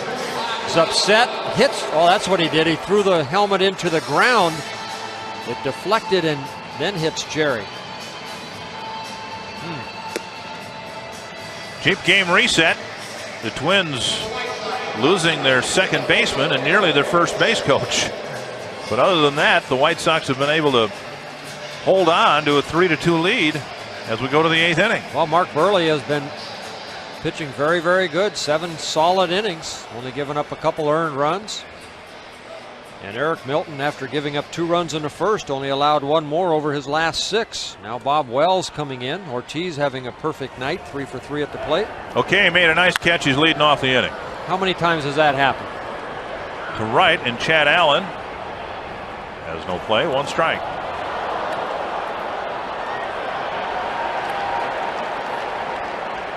Ordonez, part of the hit barrage that started back in the first inning when the first 5 White Sox hitters reached safely.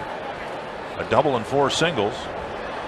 Ordonez driving in a run, robbed of a hit, and a nice play by Koski his last time up. See Bob Wells on the mound for the Twins. We have a Quest call to the bullpen. Wellesley coming in for the 48th time. He last worked on Sunday against the St. Louis Cardinals. Hit hard to center. Hocking is there for the catch. 1 down.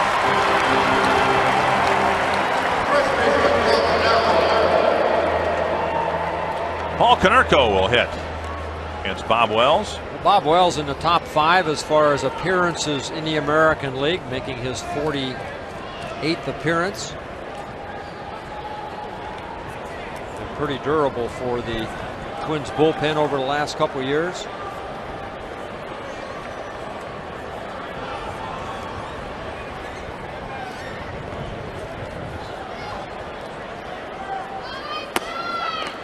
Strike.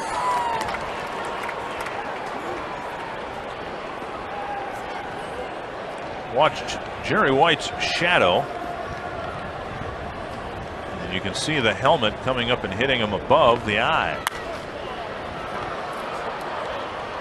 Chad Allen, Denny Hocking, and it's Allen for the catch.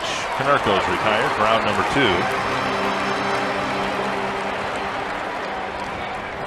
So Wells gets 2 quick outs here in the 8th inning. Well, Wellesley will feature a fastball, a hard breaking ball. He's been throwing a lot of cut fastballs as of late. Also a split finger for a changeup. Done an excellent job as far as walking control. Only 10 walks in 48 1/3 innings for Bob Wells, with 51 strikeouts. That's averaging over 1 strikeout per inning pitched out of the bullpen. Chris Singleton's going to hit for Jeff Abbott. Abbott had gone 0 for 3. And with the right-hander throwing now, Singleton will get a chance to hit. His numbers down considerably from where they were a year ago. But no one seems to mind. White Sox have a good thing going right now, and the last thing they're going to do is mess with their team chemistry. Singleton last year hit even 300 in 133 ball games, 17 home runs. Coming into this at bat, hitting .260 with 7 home runs. Provided we get the 3rd out here. Eventually, I guess we will, but it'll be interesting to see if Jerry White's going to be able to answer the bell in the bottom of the inning. Twins are a little short on coaches as it is, with the manager gone, taking some personal leave. Travis Miller up in the bullpen for the Twins. 3-1 to Singleton.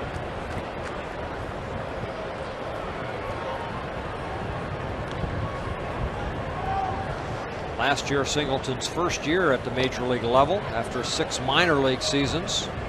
Some of those when he signed with the New York Yankees. Driven to right center field. Allen chasing it. And he makes a nice running catch in the gap.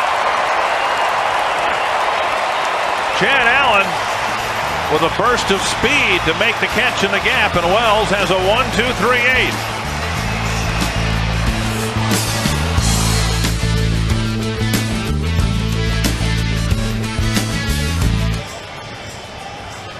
It's 3-2 White Sox. As we go to the bottom of the 8th inning, White Sox go to their bullpen. I'll tell you about Billy Seamus in just a bit. Sunscreen and a beach towel mandatory at the Metrodome. You might be headed to Orlando, Las Vegas, or Cancun, courtesy of MLT Vacations. If you join the Twins on Thursday nights, not Thursday afternoons, but Thursday nights for MLT Vacations Fun and Sun Nights. Every Thursday, 8 lucky winners will each win a vacation for 2, courtesy of MLT Vacations. Billy Seamus coming in, 28 years old, 6'3", 220 pounds. The Sox bullpen, 4.68 ERA. That's 9th best in the American League. They have 22 saves. Coomer doubled and scored his last time up. It'll be Coomer, Ortiz, and then Koski. Mentioned the White Sox have only one lefty in their bullpen. Coomer to left field, and that'll die in front of left fielder Lee, and the leadoff man is on. So now, because the White Sox have just Kelly Wunsch out there from the left side, the White Sox have to pitch to the Twins' strength with the left-handed hitters due up Ortiz and Koski. Well, second straight hit for Ron Coomer. Remember, this guy is a streak hitter. Scotty Alger is taking over for Jerry White in the first base coach's box. Jerry White hit in the head by Matt Lawton's helmet at the close of the bottom of the 7th. Here's Ortiz. He was 3 for 3 against Mark Buehrle. And he takes ball 1.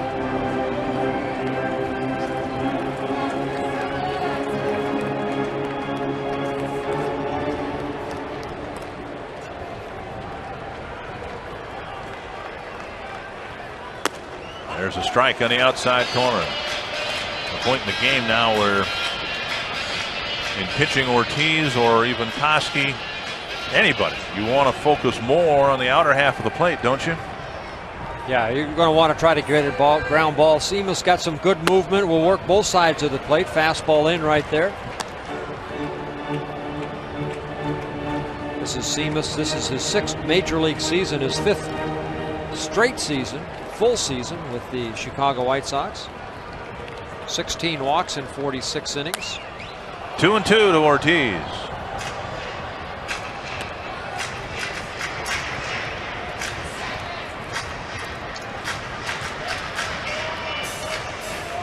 Seamus originally signed by the Anaheim Angels back in 1995.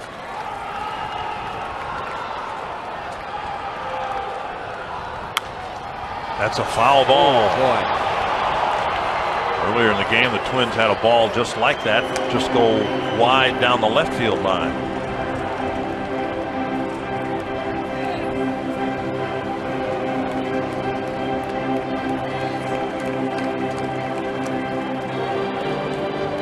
Ortiz getting a double. He's got 17 doubles in less than 200 at bats. It's a pretty high number. Well, what's nice about Ortiz so far, only 32 strikeouts in 184 at bats. Hooking this one foul.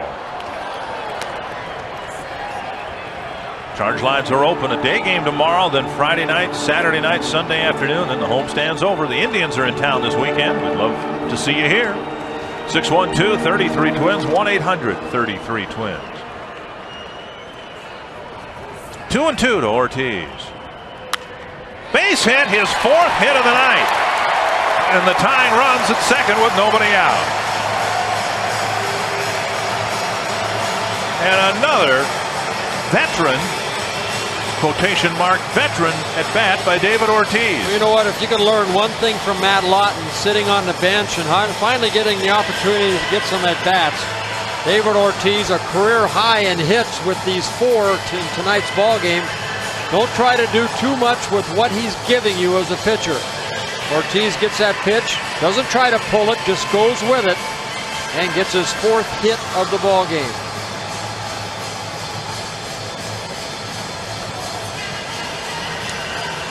Nardi Contreras to the mound. The bullpen just now starting to activate.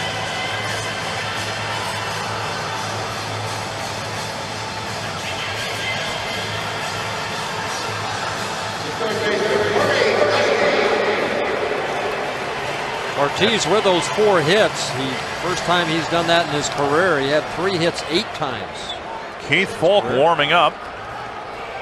The fact that Kelly Wunsch is not warming up might lead the Twins to ask Koski to bunt here. Not on the first pitch. He takes a strike on the outside corner. And the reason we say that, the Twins, after Koski, have Allen, Maxwell, and Moeller. And They don't have a hit from any of the three hitters, but they do have Midre Cummings available to pinch hit. And without Wunsch warming up, he might get a free ride against a right-hander. There's strike two.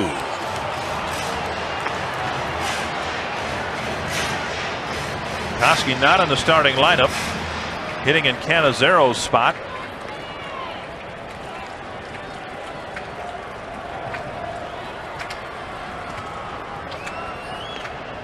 Two strikes to Corey Koski.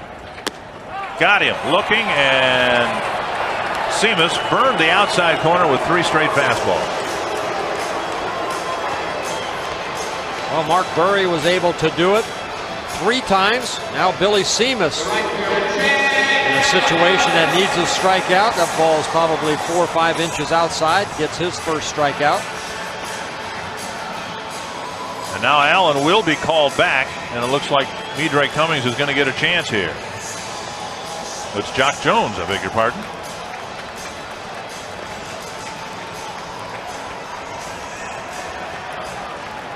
So the bench moves left for Tom Kelly, or Cummings and Jensen. Jones will get a chance here. Tom Kelly, I said it again, we need to get him back soon. Ron Gardenhire, of course, the interim manager. Jock started in center field in last night's ball game, went 0 for 3. Get into a couple double plays, but as a pinch hitter, 1 hit and 9 at bats for Jock, with an RBI.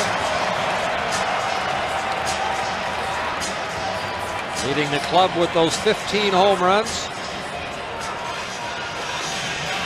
If you're Jerry Manuel, you're probably going to ask Kelly Wunsch, if need be, to get Matt Lawton out in the 9th inning. So that's why he doesn't have him warmed up here in the 8th. Wunsch ended up getting the save last night for the White Sox after Keith Folk struggled a little bit. And here comes Jerry Manuel right now to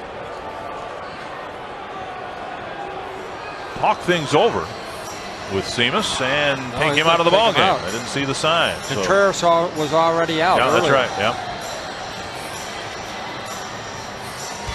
So another pitching change here in the 8th.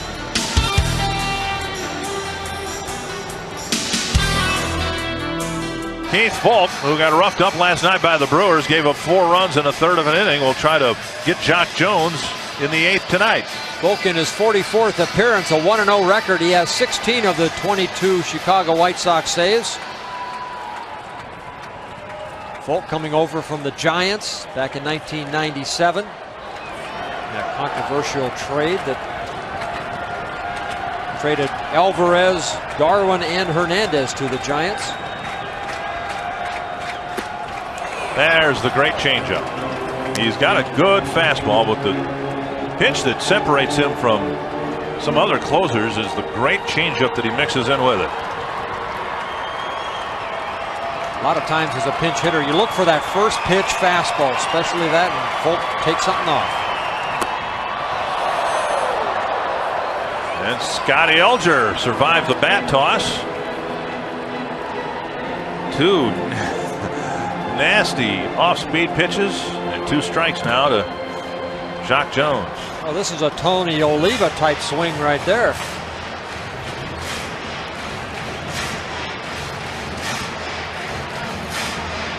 Tony would do that, and the next pitch he'd hang on to his bat and hit a rope somewhere. Let's see if Jock Jones can do the same.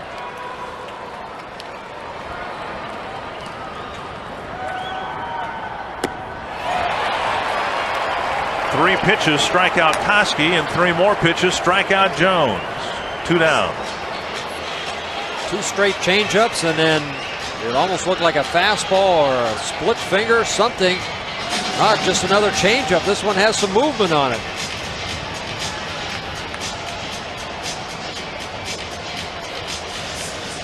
So Midre Cummings now will hit for Jason Maxwell, who had gone 0 for 2, drove in a run when he was hit by a pitch. Twins have squandered some great scoring chances. They had bases loaded in the 2nd, couldn't get a hit when they needed a leadoff double and a follow-up single in the 4th, but didn't score.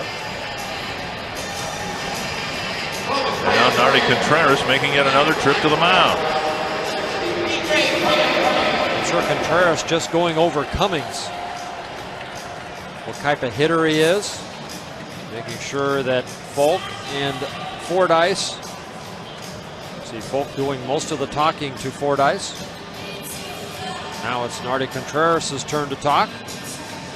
And now it's going to be Phil Kuzzi's turn to talk when he gets to the mound. Let's see if Fordyce gets to say anything. Yeah, he does. He comes back and says the final word. Good for him.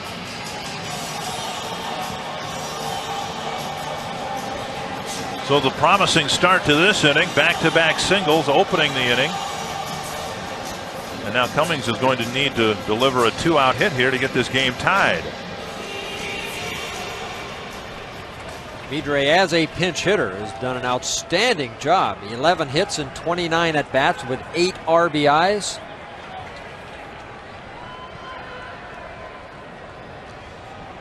Jones got 3 changeups. We'll see what the veteran Cummings gets. Changeup up high.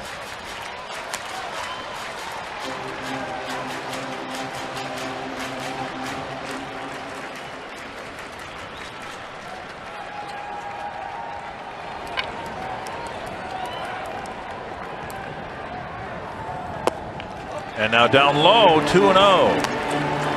Behind Cummings is Chad Moeller, who's already left the bases loaded twice tonight.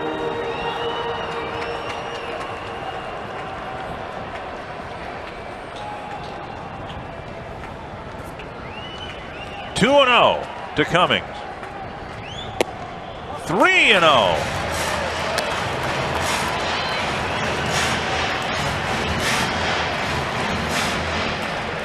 Let him swing right here. Given what the options are behind him, Moeller struggling at the plate, you bet.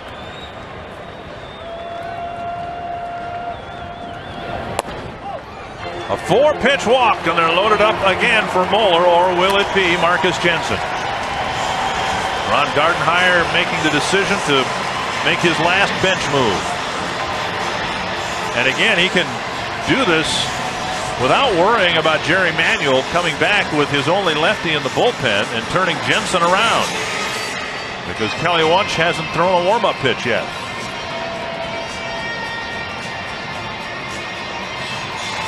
So 2 hits and a walk, and Marcus Jensen 0 for 5 as a pinch hitter. A switch hitter, hitting .203 overall, but .220 from the left side. We'll try to finally get the clutch hit the Twins have been searching for all night long. Well, Jensen has 3 home runs, all those coming as a left-handed hitter. 11 of his 14 RBIs as a left-handed hitter. And there is this too. Jensen with 20 walks and 109 at bats from the left side. He's shown some patience at the plate. First pitch swung on and fouled away.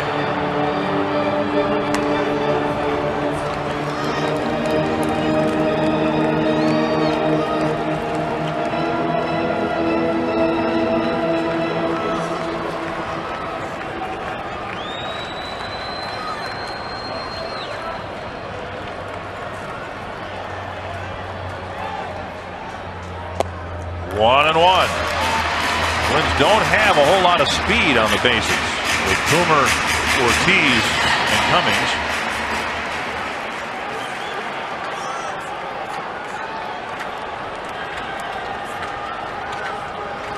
One and 1 to Marcus Jensen. Nubbed to the pitcher. Low throw, and Konerko makes a fine catch, and the Twins have left the bases loaded for the 3rd time tonight. We go to the 9th. 3-2 Chicago.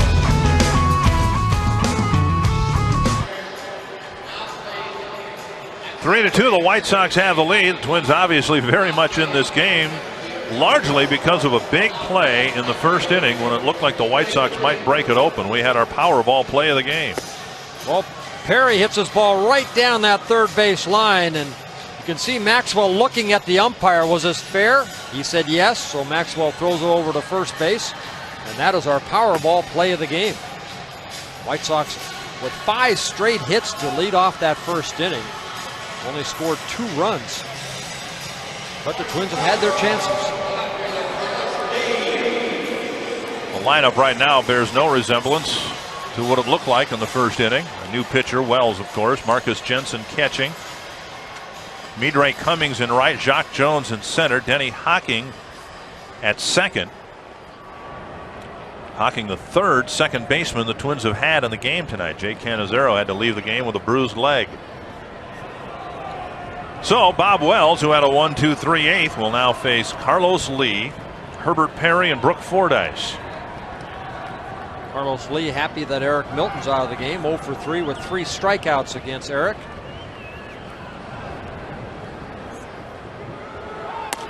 Fastball and strike 1.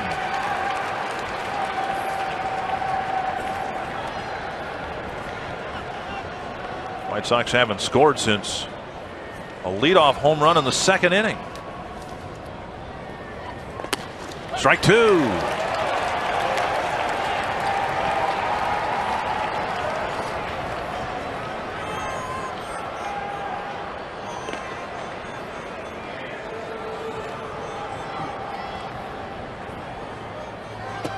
Check swing. Yes, he did. Ask him. Nope. Now they appeal. Too late now. Tell you what, Bob Wells done a great job. Over his last 25 and 26 and 2/3 innings, only had 4 walks.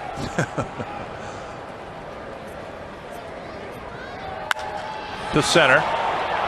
Jones going back under it. Makes the catch. 1 away. And that'll bring up Herbert Perry. The Twins will have the top of the lineup due up in the top of the 9th.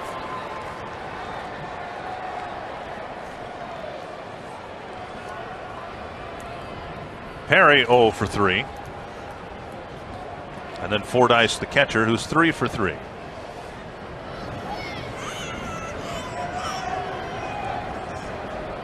It's hard to say that this has been a perfectly played baseball game for either team. But nevertheless, it's been entertaining, a 1-run ball game, and that's the way most of these games have been.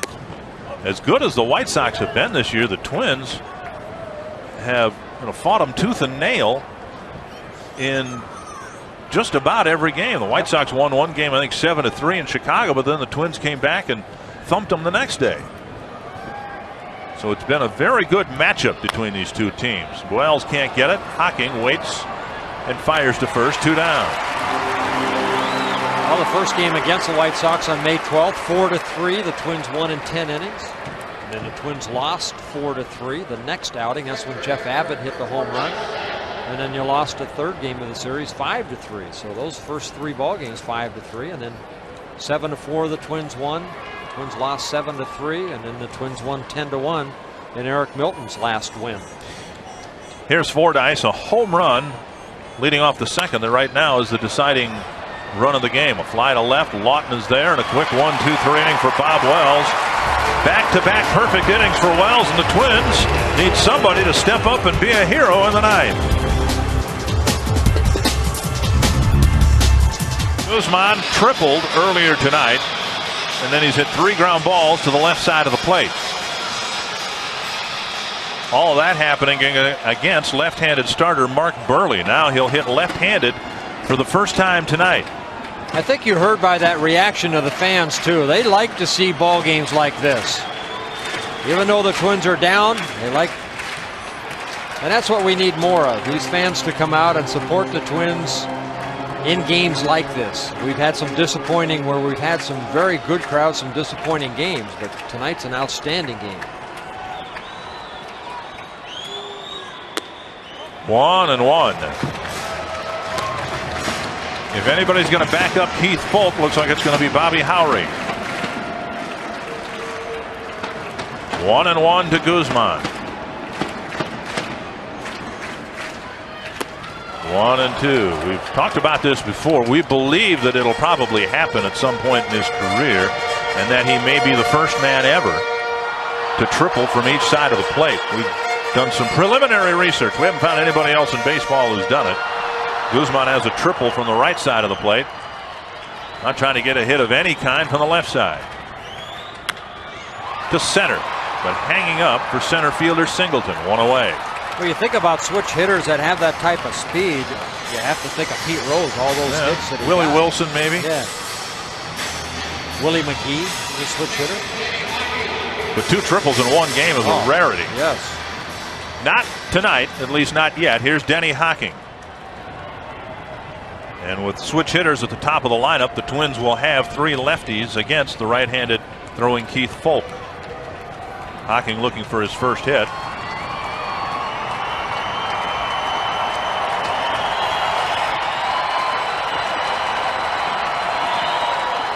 Up and away, ball 1. Truth of the matter is, the Twins owe the White Sox one. After that game back in May when the Twins had a 1-run lead, were 1 out away, and the White Sox got the big home run from Abbott. 1-1. Folk throws that changeup about 78 miles an hour. That last pitch, Denny Hocking, a fastball, clocked at 90. Folk, 27 years old, 6 foot tall, 195 pounds. Signed with the Giants back in 1994. The left center field, but again, a lot of airtime for Singleton. 2 away, and the Twins are down to their last out.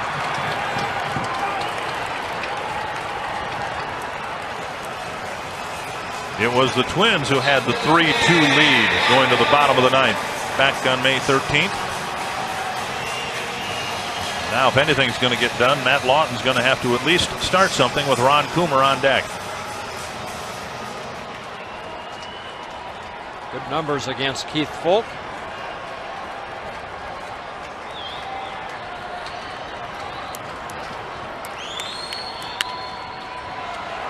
Changeup has Lawton out in front, and Folk makes quick work of it in the 9th. 3 up, 3 down. The opening game of this 2-game series goes to the White Sox, and they now have a lead in the season series, 4 games to 3.